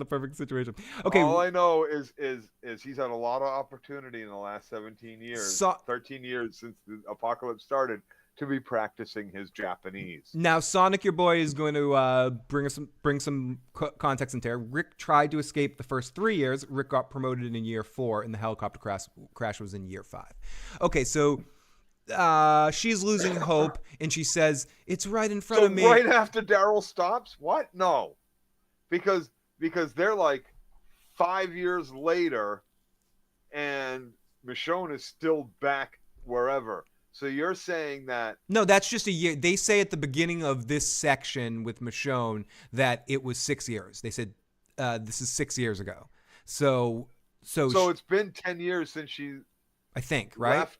And how old is the kid? How old's RJ? It's been 10 years. That means it's been 10 years. It's been 10 fucking years since Rick left. Yeah, no, six years, I think they said. No, because if they say it's been 6 years ago at the beginning of this, you got to remember that we're starting from the moment that they fucking see each other and kiss. So that's 6 years before they kiss after his chopper goes, or 5 years before the chopper goes down, and she didn't fucking leave and abandon her children until 5 years after Rick disappeared, which means Rick's been gone for 10 fucking years now. Right. He's been gone as long as RJ is alive, because he didn't know RJ's a thing.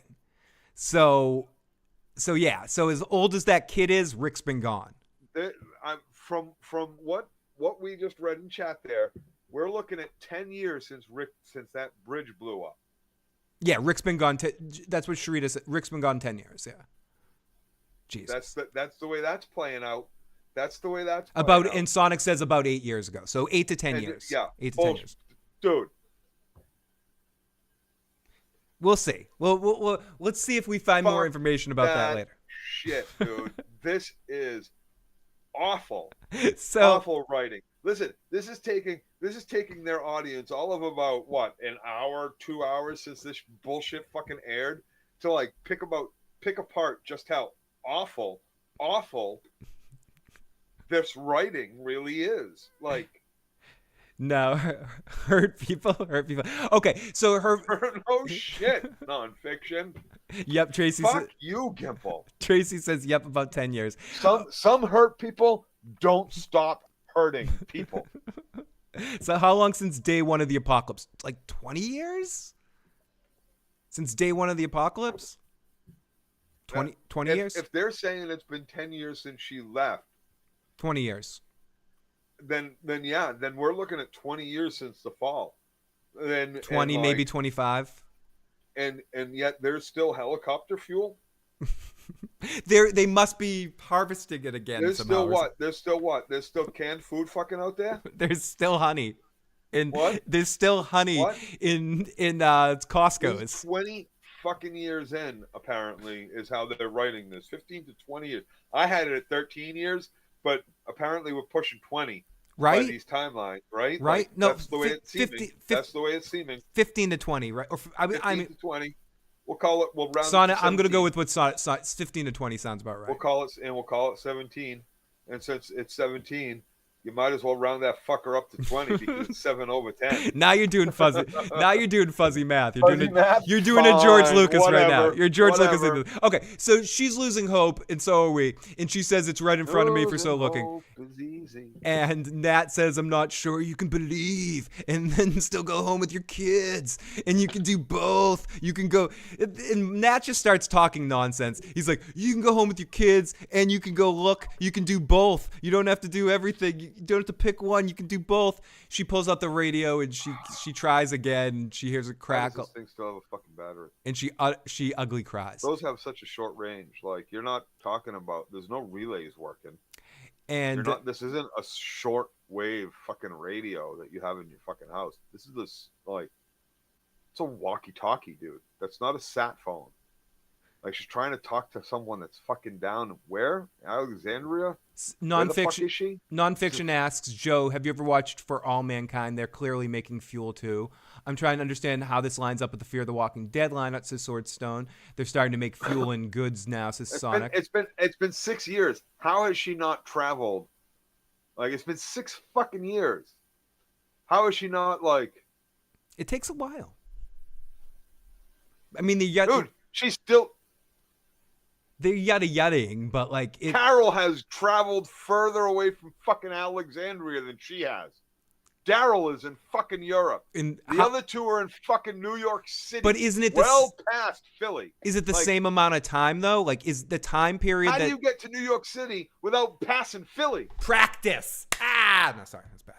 But so we're just kidding. Why aren't we seeing more children? No one talks about the nukes down south. What happened to that in the Walking Dead timeline? Because Morgan was there. Where's Morgan? Morgan's looking for Rick now, so Morgan's out there somewhere too. Okay, but now, Joe. We're now. So Nat and her are walking home to try to reach the kids. They're like, "Fuck it, we're going back to Alexandria." Now the moment of the helicopter. Yep, we see the next timeline. This was my favorite part of the episode, just because it was actually future stuff happening. So I just liked how it was visually shot with with seeing it from the alternate perspective. I like shit like that. Reminded me of a Lost kind of thing. So we see her and Nat walking home. They spot the helicopter. Neither of them is running. He says, "I've been practicing with this fire rocket thing," and it's them. It's definitely them. We know this beyond a shadow of a doubt. We know it's that helicopter. Because, it's a helicopter. It's actually not them. Gotta be them. If we're to take Rick for his word, the only people out there gassing people and killing people are the soldiers in the red. So this isn't Red Crew. This was actually the people that were trying to help. No.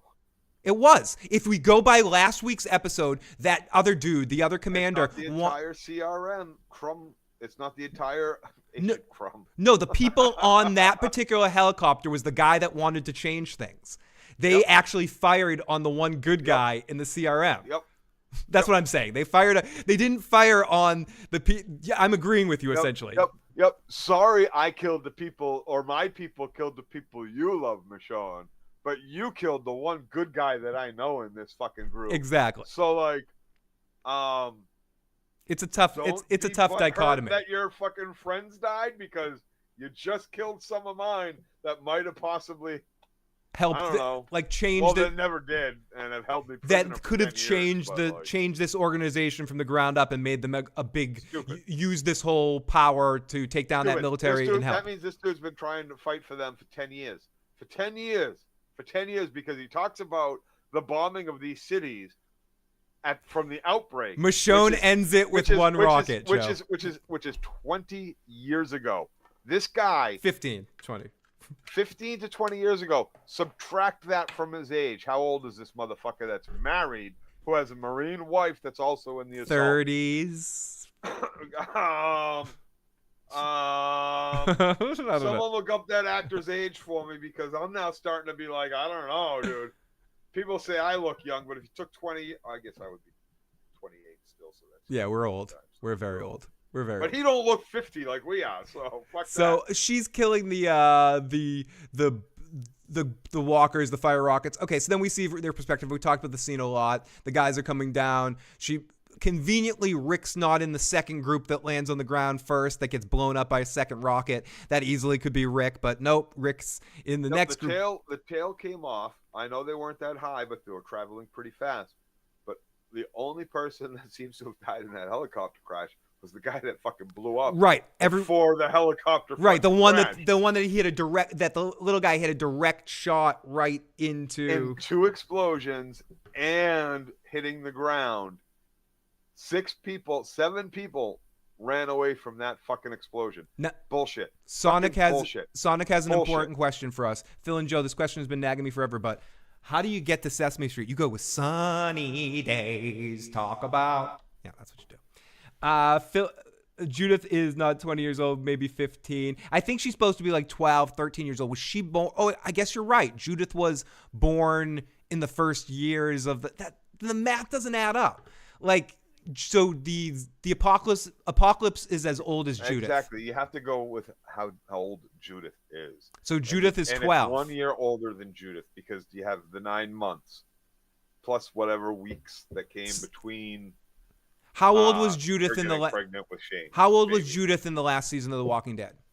I would say 13. So now is supposed to be 6 years later. So she's 18. Thank you. So if we go back to Judith, so she 18, better be 18. Which means 19 years, because you got 9 months of pregnancy plus whatever time in between. So you're talking about 19 years. About 19. But when we get back to her, as the people in the live chat are saying, Judith is not 20, she's 15. Okay, I agree. Okay, if she's 15, how old is she when at the final season of The Walking Dead? I'm asking the question. I don't really know. I'm just asking. In the final season, are we supposed to be? That all depends on how long after that final episode. Let me finish for a second here. That's what I'm saying. That's my question. Like, when Rick, but we know that because at the beginning of the Rick and Michonne stuff in this episode, it says 6 years ago, and then now. Listen, so now is 6 years ago. You're asking me to pay enough attention to episodes that are scattered between multiple shows now, between the Walking Dead original. I'm just curious. Like, I'm trying to follow this. Other spin-off shows, and weave together a timeline. Oh, okay. No, I remember. Seems to be pretty fucking. Michonne left before the final season of The Walking Dead. She left early in that season. She did. So she there's did, two seasons before. So this might only be 2 years after the end of the Walking Dead. And if there was a time jump there, like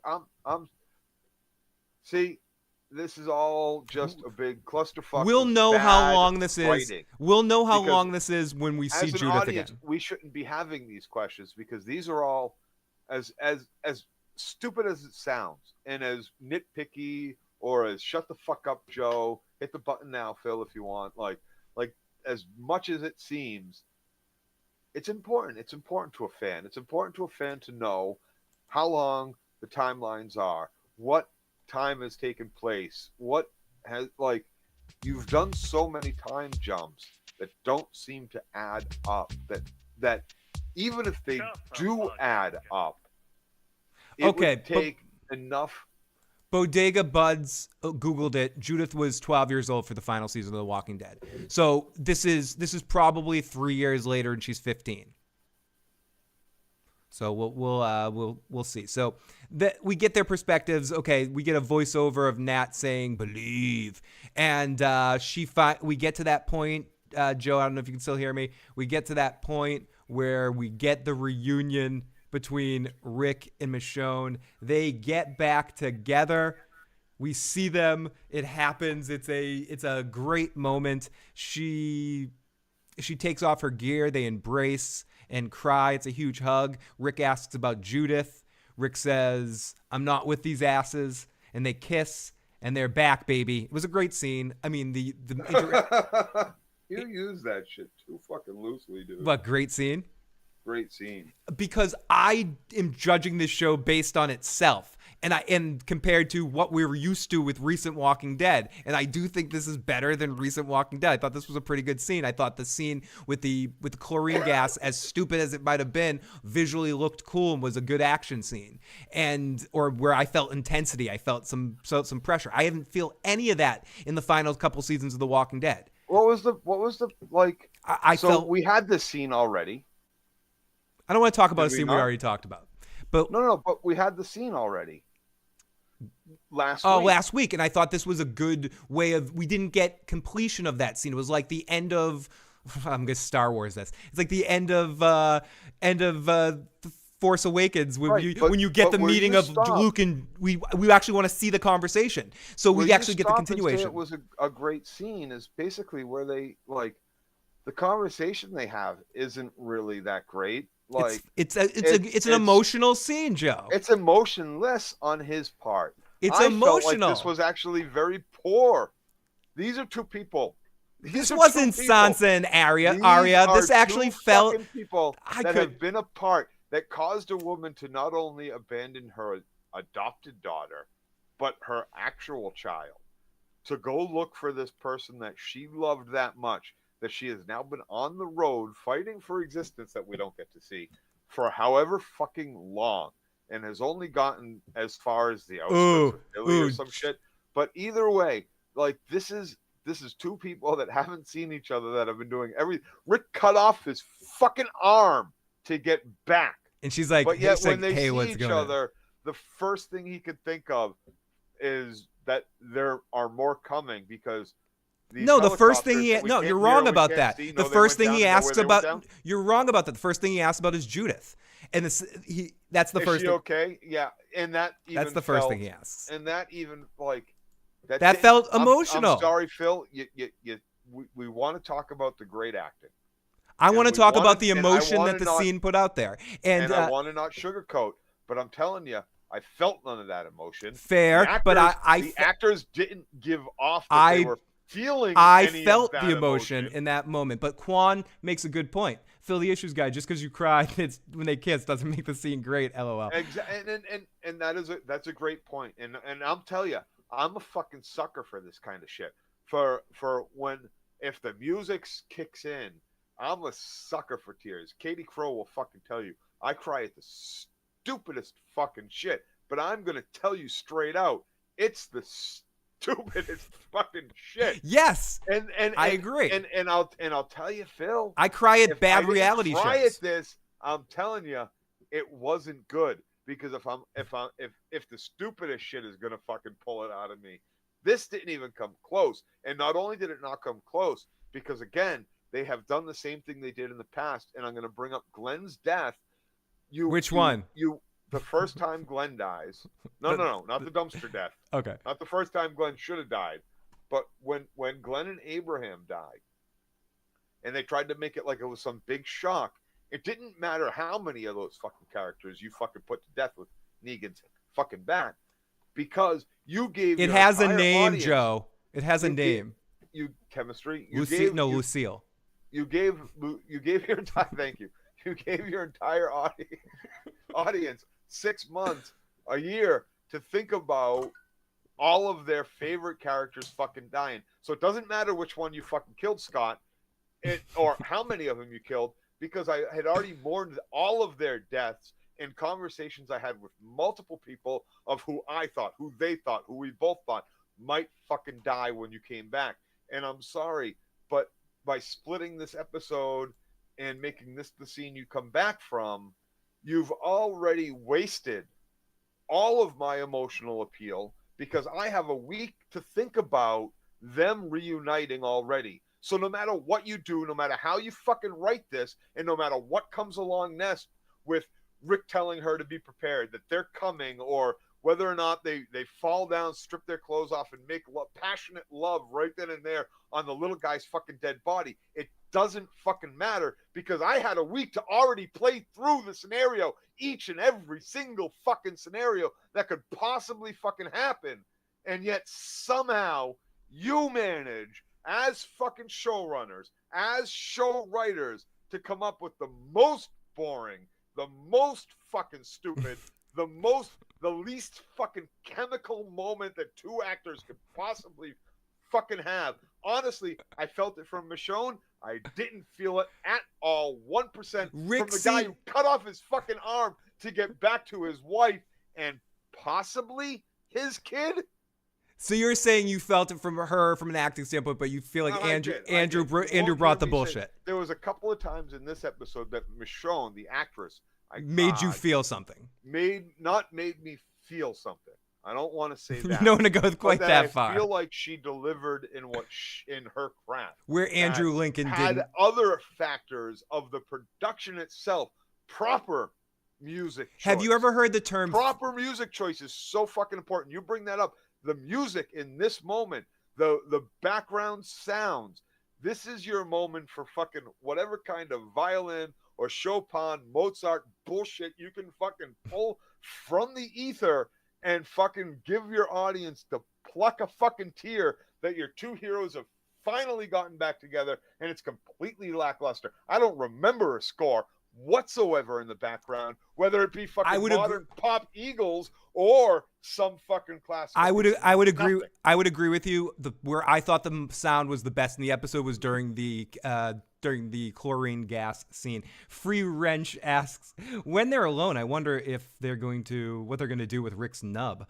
Phil and Joe, what's the most emotional scene in The Walking Dead? For me, there's a lot in the early half. I would say if I had to pick one, it's probably the first moment in The Walking Dead when Rick wakes up in the hospital.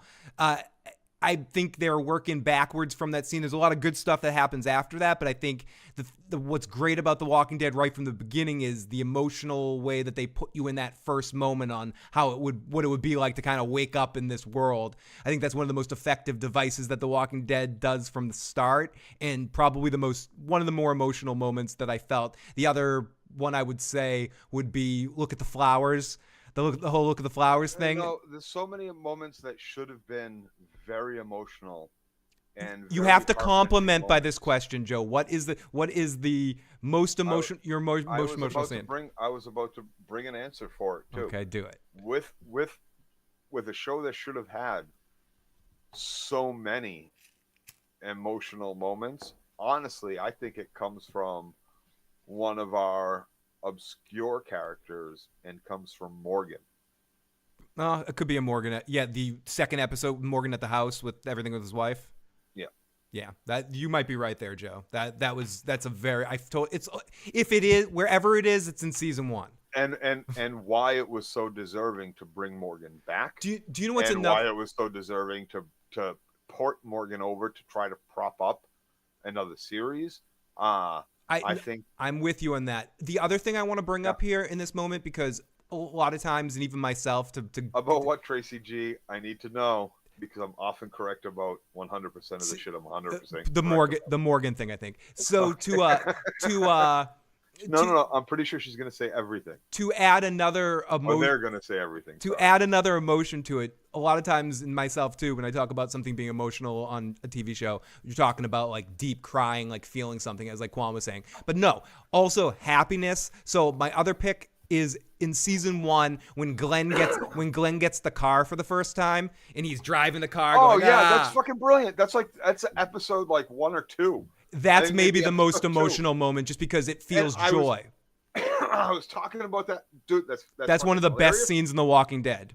Because I was talking to my brother-in-law earlier today when we watched the episode, and he was saying how Glenn wasn't a very interesting character to him. He didn't really particularly connect with him, and I was like, true, he was a putz at the beginning, but I ended up liking him. He wasn't that bad, but honestly, he should have gotten the whole fucking group killed in that moment. with he the should have brought every fucking the Fast and the Furious moment. Right, everything. Yeah. Like, he's also got an alarm blaring, his radio blaring, can't hear it over the alarm. Like, and he brings it right to the colony on the hilltop outside of Atlanta. They should be like a horde following that noise to him. So great to see Merle Davis. We will be talking about Shogun tomorrow night. And Tracy G definitely said everything.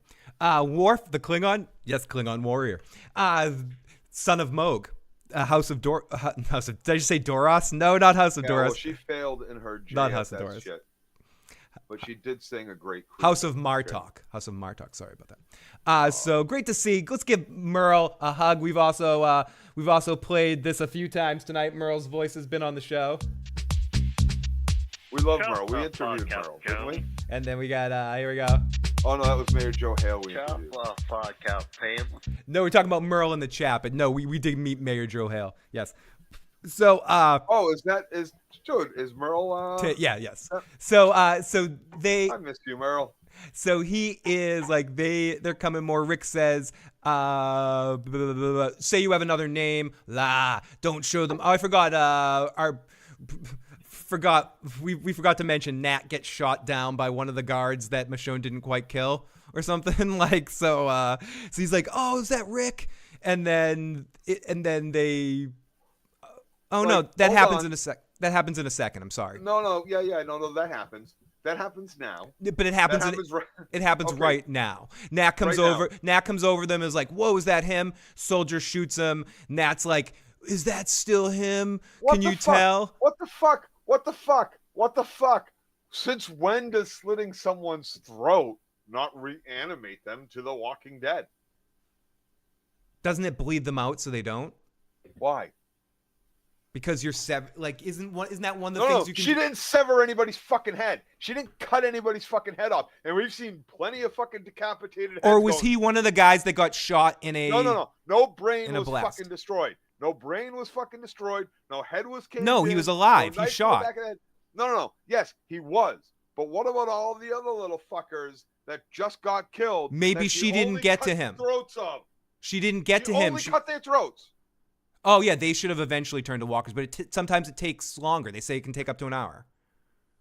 We've learned that in season 1. Sometimes it happens right away. Sometimes they don't animate for a while. All of them. None of them animated. No, none of them. None of them animated. They were on the delayed animation. Bullshit. That's come on. You're getting Nick. You're getting. Why didn't she put? You're getting douchey there. Why didn't she kill them? Why would she take the chance? That's what I'm saying. This woman is fucking stupid. Why did she not make sure that as she was finishing this up, because who knows how many of them are alive or who's hiding behind a fucking bush? Why did she not, Phil? That's my question. That goes to how fucking stupid is she after 20 years living in the fucking apocalypse? You don't get stupid. You don't get complacent. You only get more and more vigilant about the little shit, about your shit, buddy, about making sure you don't go wander off, abandon your fucking children, and then wander off for 4 years absolutely alone. Because at no time, every day, like clockwork, great, 2 days because there's no coffee anymore in the world, that you have to take a fucking shit that you're not going to get eaten alive. I'm so glad we decided to come back and do this. Because your pants are around your fucking ankle. Are you fucking kidding me? She's done nothing but get stupid. All these characters, they get complacent, they get stupid, they don't learn a fucking lesson. It's ridiculous. And this is yet another example of how ridiculous and how stupid these fucking characters are. And so then, yes, if you're saying this is an emotional and such a great scene and it's their reunion and the little one fucking gets shot, bullshit because all I can think is how fucking stupid she is that she didn't actually fucking kill or dismember all of their fucking heads so that the bodies wouldn't reanimate and then fucking eat her or the little one. She got distracted by Rick. So Rick says, I'm sorry. And I'm sorry your friend is dead. He's so unemotional here. He's like, I'm sorry they died. Right, but you just killed one of mine. I'm sorry your friend died. Rick, that's the way he says it. Rick asks, what? He should have said, what? He should have done the fucking what? And then she goes, I have your boots. It's just so, their chemistry is weird. So she says, is there anything that can identify you? And she says, I have, a journal. I have some shit. Fucking everything. I got my fucking license on me still, just in case I get pulled over. This is still America, and I am a black woman. So let's continue here. Sword says they're all infected with being complete morons. That's right. If Alexandria taught them anything, that you can get soft. Sometimes I agree with Phil. Other times Joe. This time it's Joe. Is Joe talking about Catelyn Stark? We did talk about Catelyn Stark earlier, Jack. You say we got a little bit. We did. We talked a little Lady Stoneheart earlier. Johnny Tabasco. That's another great name. That would have been the zombie mid-afternoon snack. Little guy would have been the midday snack of the zombie outbreak. Hurry, Ramsey's coming. Ramsey was behind me. What, is gonna eat fucking flay my ass? They're coming. Okay, Rick says, I need them all. Then he sets up a story. He sets up the story. Listen, I got to get the story. He says, don't call them walkers. I call them walkers. Call them something else. We got to convince them you're a bee follower. So and we don't have a lot. We don't. And Michonne says, let's run. This is my Joe rant of the evening in the sense. So Rick says, we can't run right now. We can't get out of here. And we don't have time. The copter's coming, and the copter doesn't actually see them. He's like, give me all your stuff now. He piles it all together. Now I'm gonna put you at gunpoint when they come in sight. It's a good 5 or 10. They had time to try to get away. They had time to get the fuck out of there, Phil. They had time to run in the forest and get away. Yeah. Like what? Putting my dog tags on a. Oh no, you're fine, Johnny Tabasco. Don't worry about that. On a body that has are you kidding me? Just cut someone's fucking arm off. Throw your dog tags down, stomp in their fucking face, and let's get the fuck out. Yeah, they had time. Now, in retrospect of watching the end of the episode, it's probably because he was worrying about Jadis. Because he was like, oh, Jadis would know where I went, and I have some deal to stay with Jadis. How would she know? Jadis might know where they went. But right, still, she would know. She knows where Alexandria is. Still how? Right. The guy that knew everything, she knows where Alexandria is. Big deal. It's within her best interest to let Rick go just as much as it is for Rick to stay, which is what makes no sense to me. If Rick gets the fuck out of there, right, she doesn't have to mention anything about anything that they're both trying to keep secret. All she has to do is guide them to go bomb Alexandria, right? So that makes no sense that she wouldn't be happy that he got away.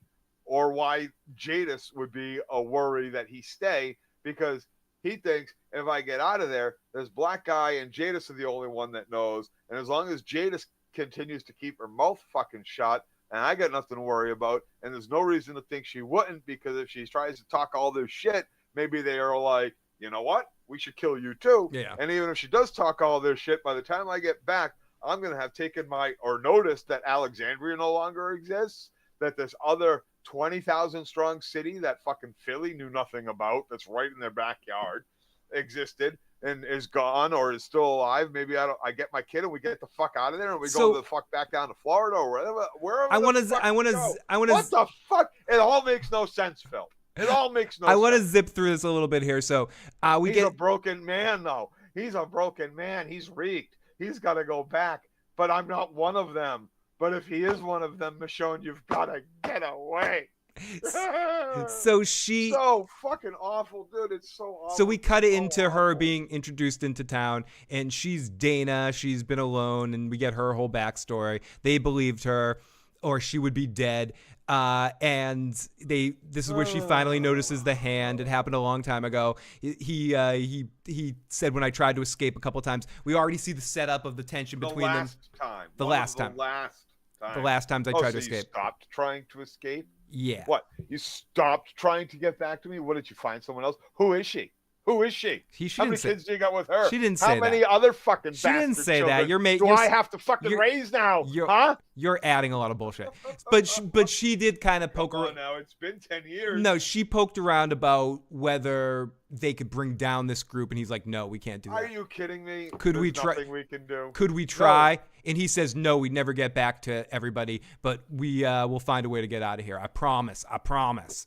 They both had to do their days. She sees that? Do you think she sees that? The video camera? No. When can we get out of here? Yada yada. When she sees the airfield. Yep. Does she understand that no, we can't just kill the group and leave? Well, she asks in this scene, I believe, something about, "Are you the ones killing people?" And he says, "No." He tells her about the red team and all that sort of stuff. But in spite of that, in spite of like red team and a bunch of us don't know, and I've been forced to do this, and she knows she's tried to escape, and he's tried to cut off. He lost his arm trying to do it, and all this other shit that she barely knows, and only vagaries or whatever, because he doesn't have enough time ever to explain anything fully at this point. And if I pass you a note, just read it and eat it. You know, this note will not self-destruct. You must destroy it. But they're making out behind corners and stuff like that, and she's walking around, which is fucking stupid because they just let this woman in, and they're walking around. Don't worry, she's got an orange armband, and we do see we know who she is and where she is, and she's also got the John Bonham symbol on the back, and we see that there's a bunch. We also see there's a bunch of cameras everywhere. They just let this woman right the fuck in. Right in. She went through the battery of tests. She got asked the 3 questions. So they climb to the top of this place, and the music tells us that she's freaked out by all the military stuff she looks at, and she's pissed. And she takes. So does she understand? She takes out Nat's in that moment, Phil. No, she takes out Nat's lighter and she starts playing with it like pyro because she's ready to destroy the place. So she doesn't understand what she's looking at. She sees 10 or 15 helicopters, and she's thinking, we can defeat these fucking people. She's thinking that she should be thinking like Engine when he finally gets to the city, being like, holy crap, I'm a peasant compared to these people. I can't stop this. That's what she should be thinking in that moment. Like, wow, they destroy us. And I'm sorry, but I do not feel like you couldn't get back to where you were going if you went straight at it, straight there, avoided fucking walkers, and just went at it. Don't stop, don't sleep, chop your way through whatever you need to chop your way through, as long as it's not one of these 5-mile wide hordes. Get back there, grab your fucking kids, and just keep fucking moving. There's no way these fucking people find you. How do they find you? Jen Hack, I'm jealous that you got to watch Severance for the first time. Constellation is also amazing. If you're watching Constellation, check out Teflon TV for his coverage of the show. How do they fucking find you? It's a good goddamn question, but let's get to this. Because especially because you know what kind of fucking world you live in, and you know that you don't just walk off with strangers because you saved one of their fucking lives and enter their caravan. Because how many fucking communities have you walked into that have been like, ha ha ha, ha, we're gonna eat you fucking now? Are you kidding me? Now, what the fuck? Joe Swordstone has a question. They have plenty of kids in Philly. If Rick is so important to the plan, why not bring him and his kids and be done with it? You also have a guarantee leverage he won't run or rebel. Right. We can go get these people. Tell us who they are. We'll go get them. We'll go get as many of them as we can. We'll fold them into our alliance. And when we decide to kill them all, we'll kill them all, but we'll have already brought your family to you. Are you fucking kidding me? Right, Phil? Who said that in the chat? Was that chat or was that from you? No, that was from Swordstone. So there you go. There's another person that should be writing this fucking show. let's get Swordstone on the staff here. I have to be the nice guy with the network. I'm gonna let you guys do it. Brainstorming. Phil. I'm gonna be the one that needs to schmooze a little bit with the network. You know. Anyway, so let's see. 2 hours of brainstorming, and that's a great storyline to go. Let's talk about the final scene in the episode because it brings back a golf clap. Should I call her a fan favorite, Joe? Should I call Jadis a fan favorite? What is with that fucking haircut? But she's not. Well, it's not. Whatever the haircut. I think Shorty Womp Womp. I don't mind short hair on women. No, Shorty I don't mind Shorty that Womp kind Womp had of a haircut. It does not look good on her. She had a better comment. I forget exactly what it was. I'd have to scroll up to the top. Shorty, if you remember what you said earlier, please copy pasta that into the thing, because you had the absolute thing. But what I like about Jadis, what I like about Jadis is she's not talking in riddles anymore. But she fucking jokes about her linguistics or some fucking stupid shit. Whatever she says, I'm like, oh, don't start that shit, because I can get linguistic. Yeah, Jadis is running an investigation. She's like, dude, you look amazing. What happened? In a world where most people are dead, it's amazing that you and Michonne found each other. Why wouldn't the CRM have immediately executed this woman? Jadis? Yeah. She's an operative for them, isn't she?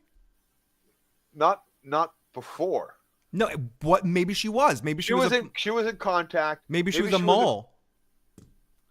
Did we learn? I have a question, Joe. I have a question. Do we learn it? Wait, do we learn more about Jadis in one of the other series? Maybe might have. We do.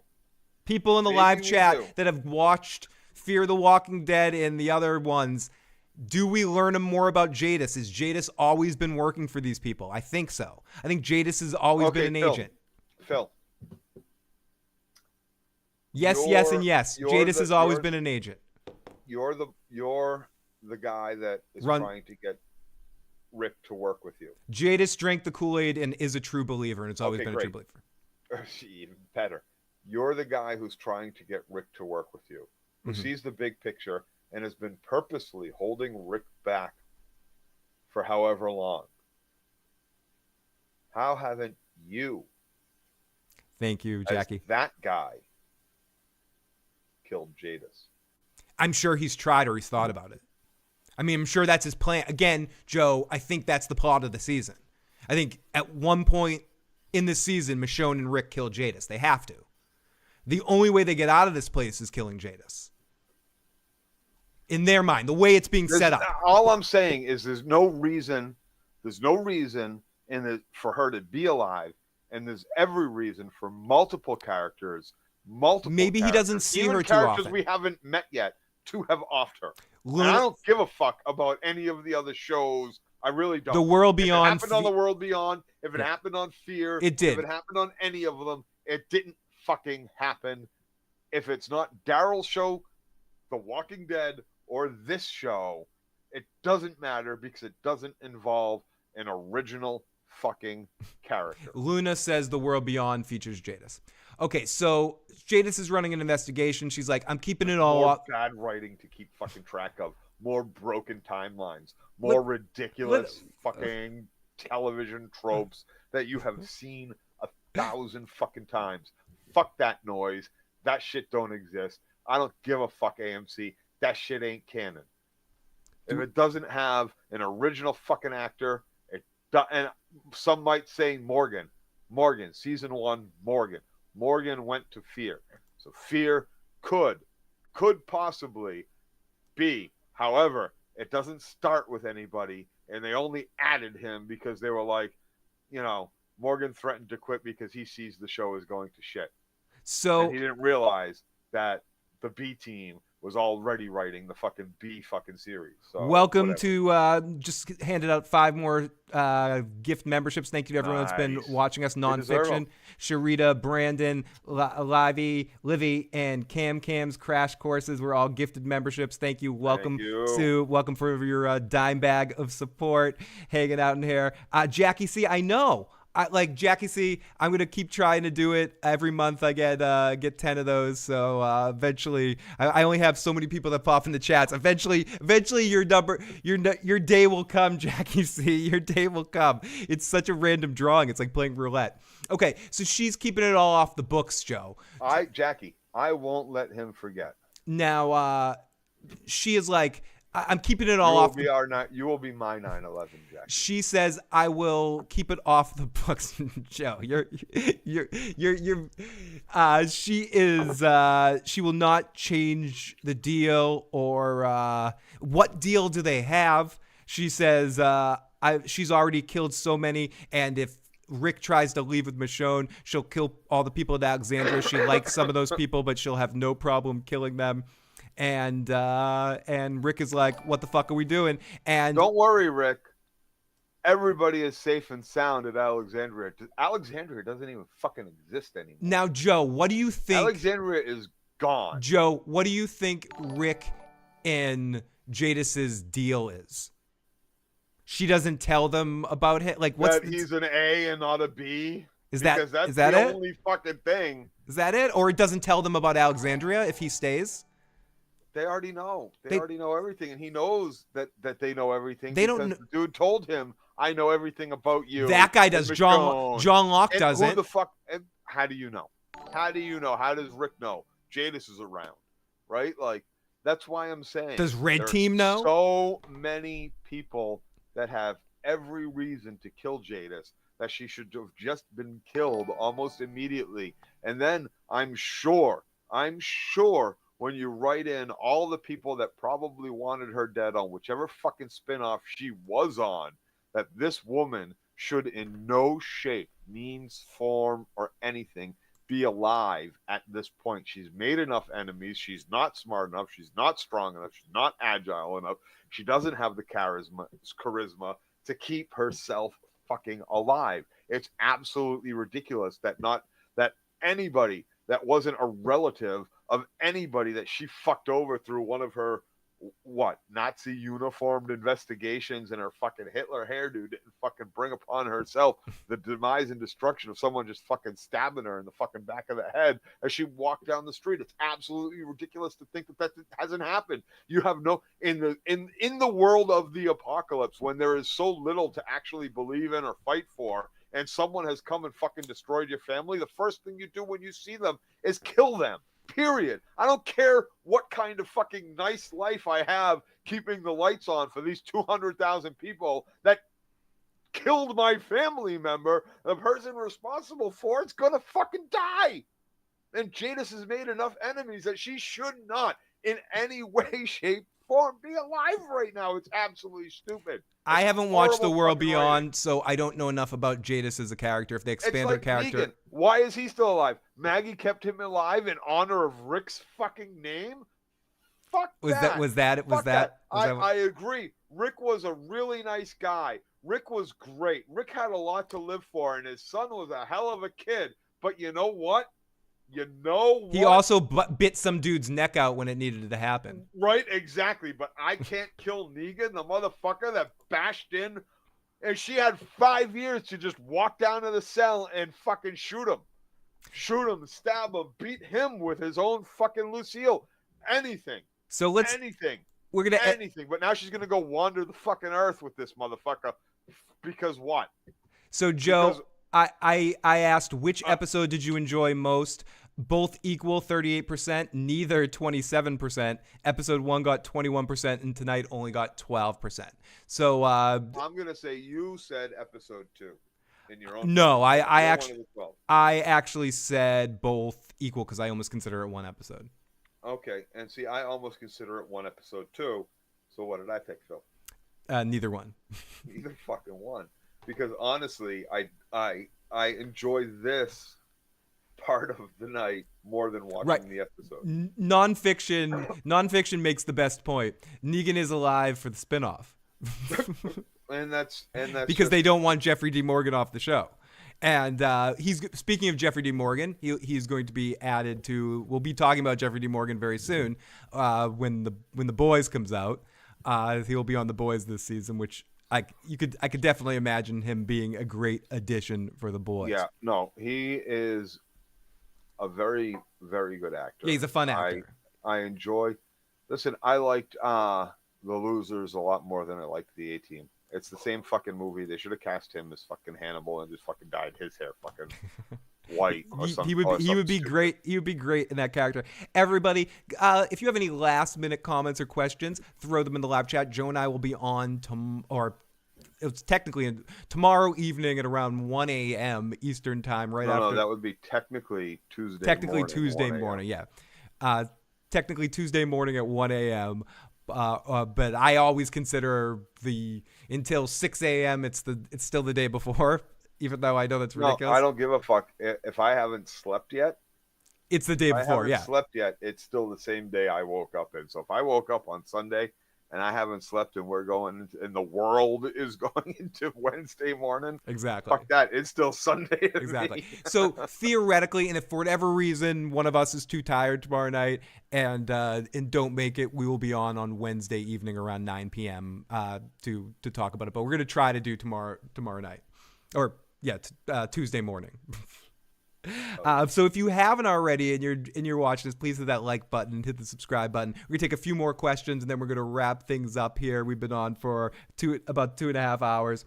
As bad as World Behind was, it's better than the ones who lived. Question: does Maggie annoy anybody?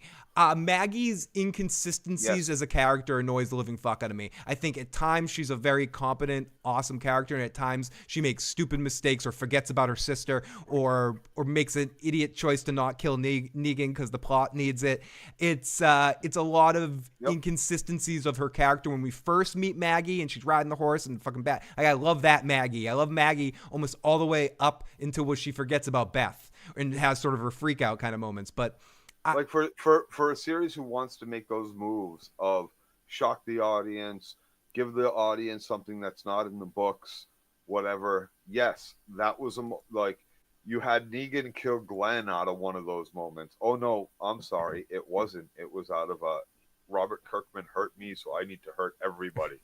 number 5. Moment. But like even so, you should have had Maggie kill Negan. You should have had Maggie say, "Make that move." This is a woman whose story is vastly different, if not in the original. Vastly different, we'll say. Yeah. And I think they just my biggest I problem. don't even remember if Maggie's a character. I was very pro Maggie early part of the series, but I feel like ever since she's come back, she's been very inconsistent. Dude, listen. Patricia Once says she went away, and maybe it's because the show she went away for, so she could be a star in her own right and be one of the people that made it off The Walking Dead and their star continued to rise, which she very much wasn't because the show she signed up for really fucking sucked. I wouldn't be surprised if it was Gimple that led her into that decision and then brought her back to this. But yes, no, ever since she came back, they have written her horribly. They have written her inconsistently. All of her edge and anything that she had going for her. This is the woman that was sending Glenn out to go get birth control so she could sleep with him. This is the woman that, like, there was so much about her. She was super. Yeah, she was super capable. She was almost as capable as Carol. She in that was sense. one of the more capable. In fact, I would say because she was the farm girl, because one of the things that they kind of tried to explore was she's a farm girl. She knows about life and death. She knows about what goes on a farm, which is an early opening to a child's eyes about life, death, recycling, renewal, and rebirth. And it's super important in the zombie apocalypse to have that food cultivating skills and all that kind of stuff. And then they just completely fucking changed this character, and they brought her from this I know what needs to be done. I'm Joe, capable, it all I'm comes strong, down for me. All comes down to her and forgetting about Beth. That, to me, that was when the character assassination happened. I think she was herself, and they managed to maintain and make a lot of her choices and stuff make sense up until the point where she just abandoned Beth. Anyways, let's get into the live chat. Take a few more. Like Beth never, like none of her family existed. Like she never talks about fucking Herschel. Maybe once. She named her kid Herschel. Maybe once since he died, but never talks about him. Like, this is her father. This is someone that gave his life, that gave his limb, that helped keep them alive. Then his sister dies, and she never brings up her sister. And I can understand not bringing up the dead. It's painful. It's hard. She can't bring up her But, like- sister. It's her fault. She abandoned her sister. Swordstone says, yes, Joe, I love Maggie, but that would have been a much more powerful moment to kill Negan. Sonic says, World Beyond felt like an after-school special, but the plot is necessary. Patricia says the same as me. I never forgive Maggie for forgetting about her sister. Luna asks, chat question, and people have sort of answered that. Daryl, Carol, chat question, who's your favorite Walking Dead character in the universe? It's still Daryl for me. Yeah, I would say. Still Daryl for me. Yeah, it's probably Daryl for me to her Merle. I kind of liked Merle. Question. You know what? I can't say it's One of not. the Dixon brothers. Rick was never my favorite character. I liked Shane better than Rick. But I gotta say that Daryl has, even though maybe it's a bias, maybe I like Norman Reedus that much, and as far as characters go, like I love the actor Jeffrey Dean Morgan, but I can't put Negan on that list because I think I really liked Glenn, and maybe that's shadowed too by my love for Invincible now too. So like in retrospect, I really liked Abraham. I loved Abraham. I loved it might be Earl. Abraham, and it might be Abraham. He might be like I think he fit most into the I didn't love Merle. I liked the character as a driving force in the. I like Roker. I like that actor. I like that actor a lot. He's a great actor. Whether he's Rowdy Barnes he's in everything, but he's just a very he's somebody that has crazy charisma. Even his part as the villain in Mallrats is just hilarious. I would love to see an alternate universe, a what if kind of Walking Dead thing about what if Shane lived instead of Rick. As far as I'm concerned, Shane's one of the good ones that got out early, that was able to get out early enough. Yeah, I mean, think about everything that John Barenthal has done since then, and I mean, we probably wouldn't have Punisher. Some things aren't great hits. Like he did a movie with The Rock that was like, eh. No, but he's usually always good in everything, even though. Yes, he is good at his craft, but. He's good at playing John Barenthal character. Listen, I gotta say this. There's something to be said for someone who's great at their craft and proliferate at being able to do their craft, because it's a very tough business and you have to take jobs, you have to stay in the public eye, and you have to maintain certain things. You don't want to get canceled. This business is fucking horrible to be involved in, but if you're getting the rewards, it's worth it, right? But there's something to be said about these great actors when they take roles in things that I don't want to say are going to be bad. Like you're getting teamed up with The Rock, you're going to make but movie. you need to work. A great job, and you need to work, and you need to feed your family, you need to pick your roles good. Part of that craft, I think, in that you don't get a choice until you get the choice, right? As to what you get and what you don't get. Yeah, you get what you get and you don't get upset. Eat. You get what you get and you don't get upset. You'll do commercials if you have to. You do whatever. Right. But I want to be like, listen, if you're gonna choose a movie that's a fluff movie that has no substance to it, that's all supposed to be just kind of fucking action, and it's a copy of 17 other movies that have come out in the last 5 years, that's not a good pick. It's not a good pick. But a lot of times it's not. I don't care if The Rock is in it or anything. A lot of times it's if Sean Connery is in it, Nick Cage is in it. A lot of times you don't necessarily choose. It's contractual shit, but whatever. We could just do a whole show on that at some point in time. Yes, we could. Sharita says, what the hell happened to Heath? He ended up on 24, I believe. Didn't he jump to 24? The CRM killed him because he got No, he joined Jack Bauer to fight terrorists, I think. I think that's what happened to Heath. He got killed by CRM because he got too close to Philly. Nonfiction says, Joe, don't give AMC any more ideas for spinoffs. Daryl, we should play Fuck, Marry, Kill with the Walking Dead character. Sorry, Aussie. Yeah, that's Fuck, Marry, Kill. But Jen Hack also had another question. Where do you think this new season is heading? Any predictions, Joe or Phil? It's heading to big fights between Michonne and Rick, and Michonne waking Rick up from his slight brainwashing and eventually admitting that Jadis is in on this, and then planning to kill Jadis, and then realizing that John Locke's a bad guy, but he's really a good guy, and the military side has overthrown stuff, or John Locke's gonna turn into an enemy, and they escape, and then there's this cliffhanger that they're gonna end up they meet up with Morgan at the very end. The final episode is gonna be them escaping here and bumping into Morgan, and it's gonna be the first one of bringing our characters together. We see Morgan I'm saying we see Morgan at the end of this episode. Taking over the CRM and bombing his own children. No. The CRM is going to make it through this, and the CRM is too big of a threat. That's going to be our thing that everyone comes together to take down. Yes. No. Yes. No. Rick kills Michonne, takes over the CRM. You're full of shit. You're making shit up now. Children. It's the only way this ends good. That's the only way you'll like. That's the only way you'll like the ending, Joe. Rick is gone. Rick is gone. Rick is one of them. Rick. We're gonna find out. We're gonna find out in the next 3 or 4 episodes, right? This is it. We're gonna find out in the next 3 or 4 episodes that Rick is not only super brainwashed, but what he has told us so far isn't true, and that he cut off his own hand in some attempt to take over the CRM. No.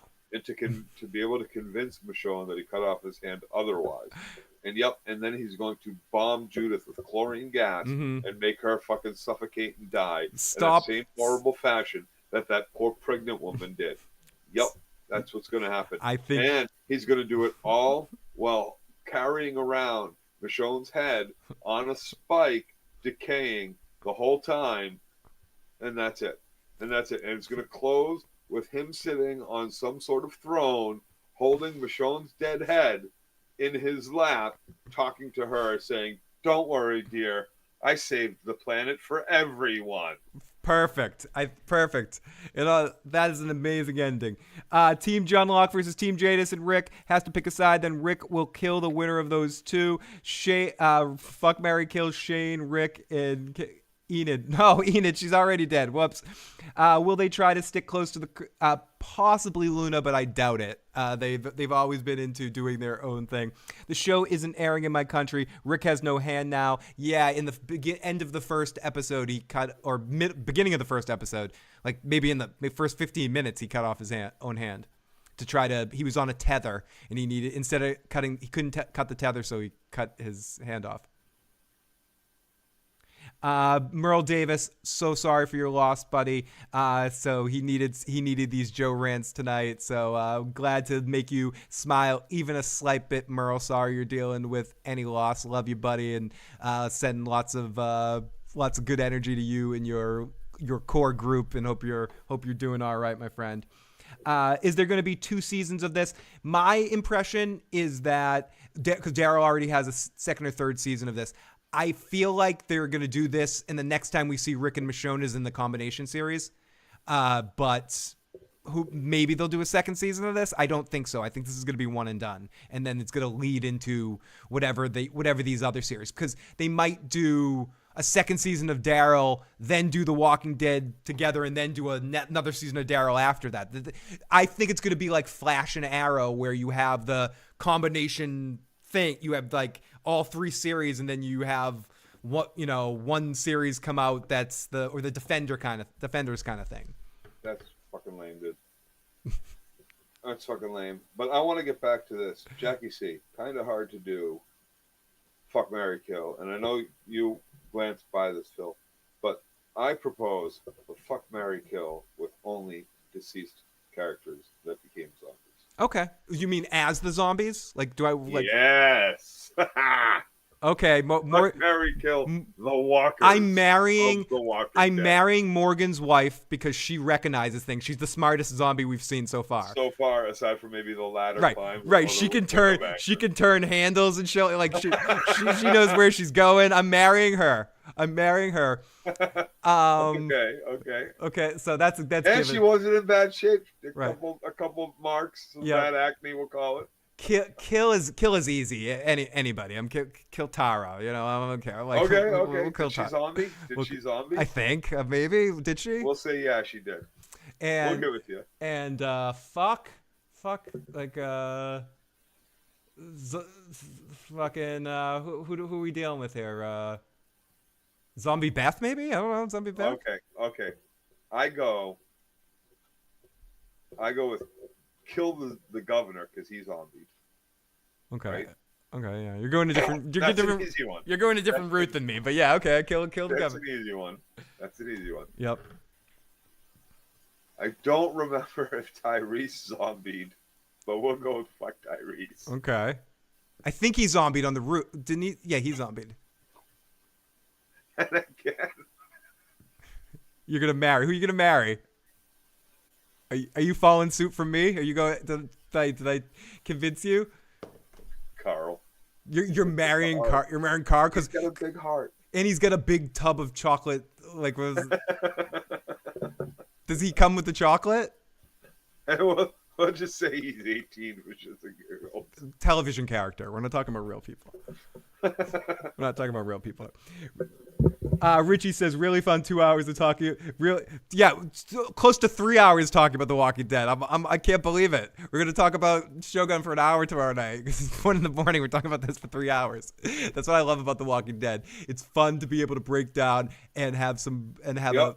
Merle called you out on Beth there. You got to pick a new one. Beth wasn't a zombie. She was shot in the head. Oh, fuck you. Bro. Ooh. I might go marry Shane. Marry Shane. You're going to marry Shane? My answer to marry Shane. Okay, let me see. Fuck Tyrese, marry Shane, kill the governor. Did Rosita become a zombie? Huh. If Rosita can't, you figure between the two of us.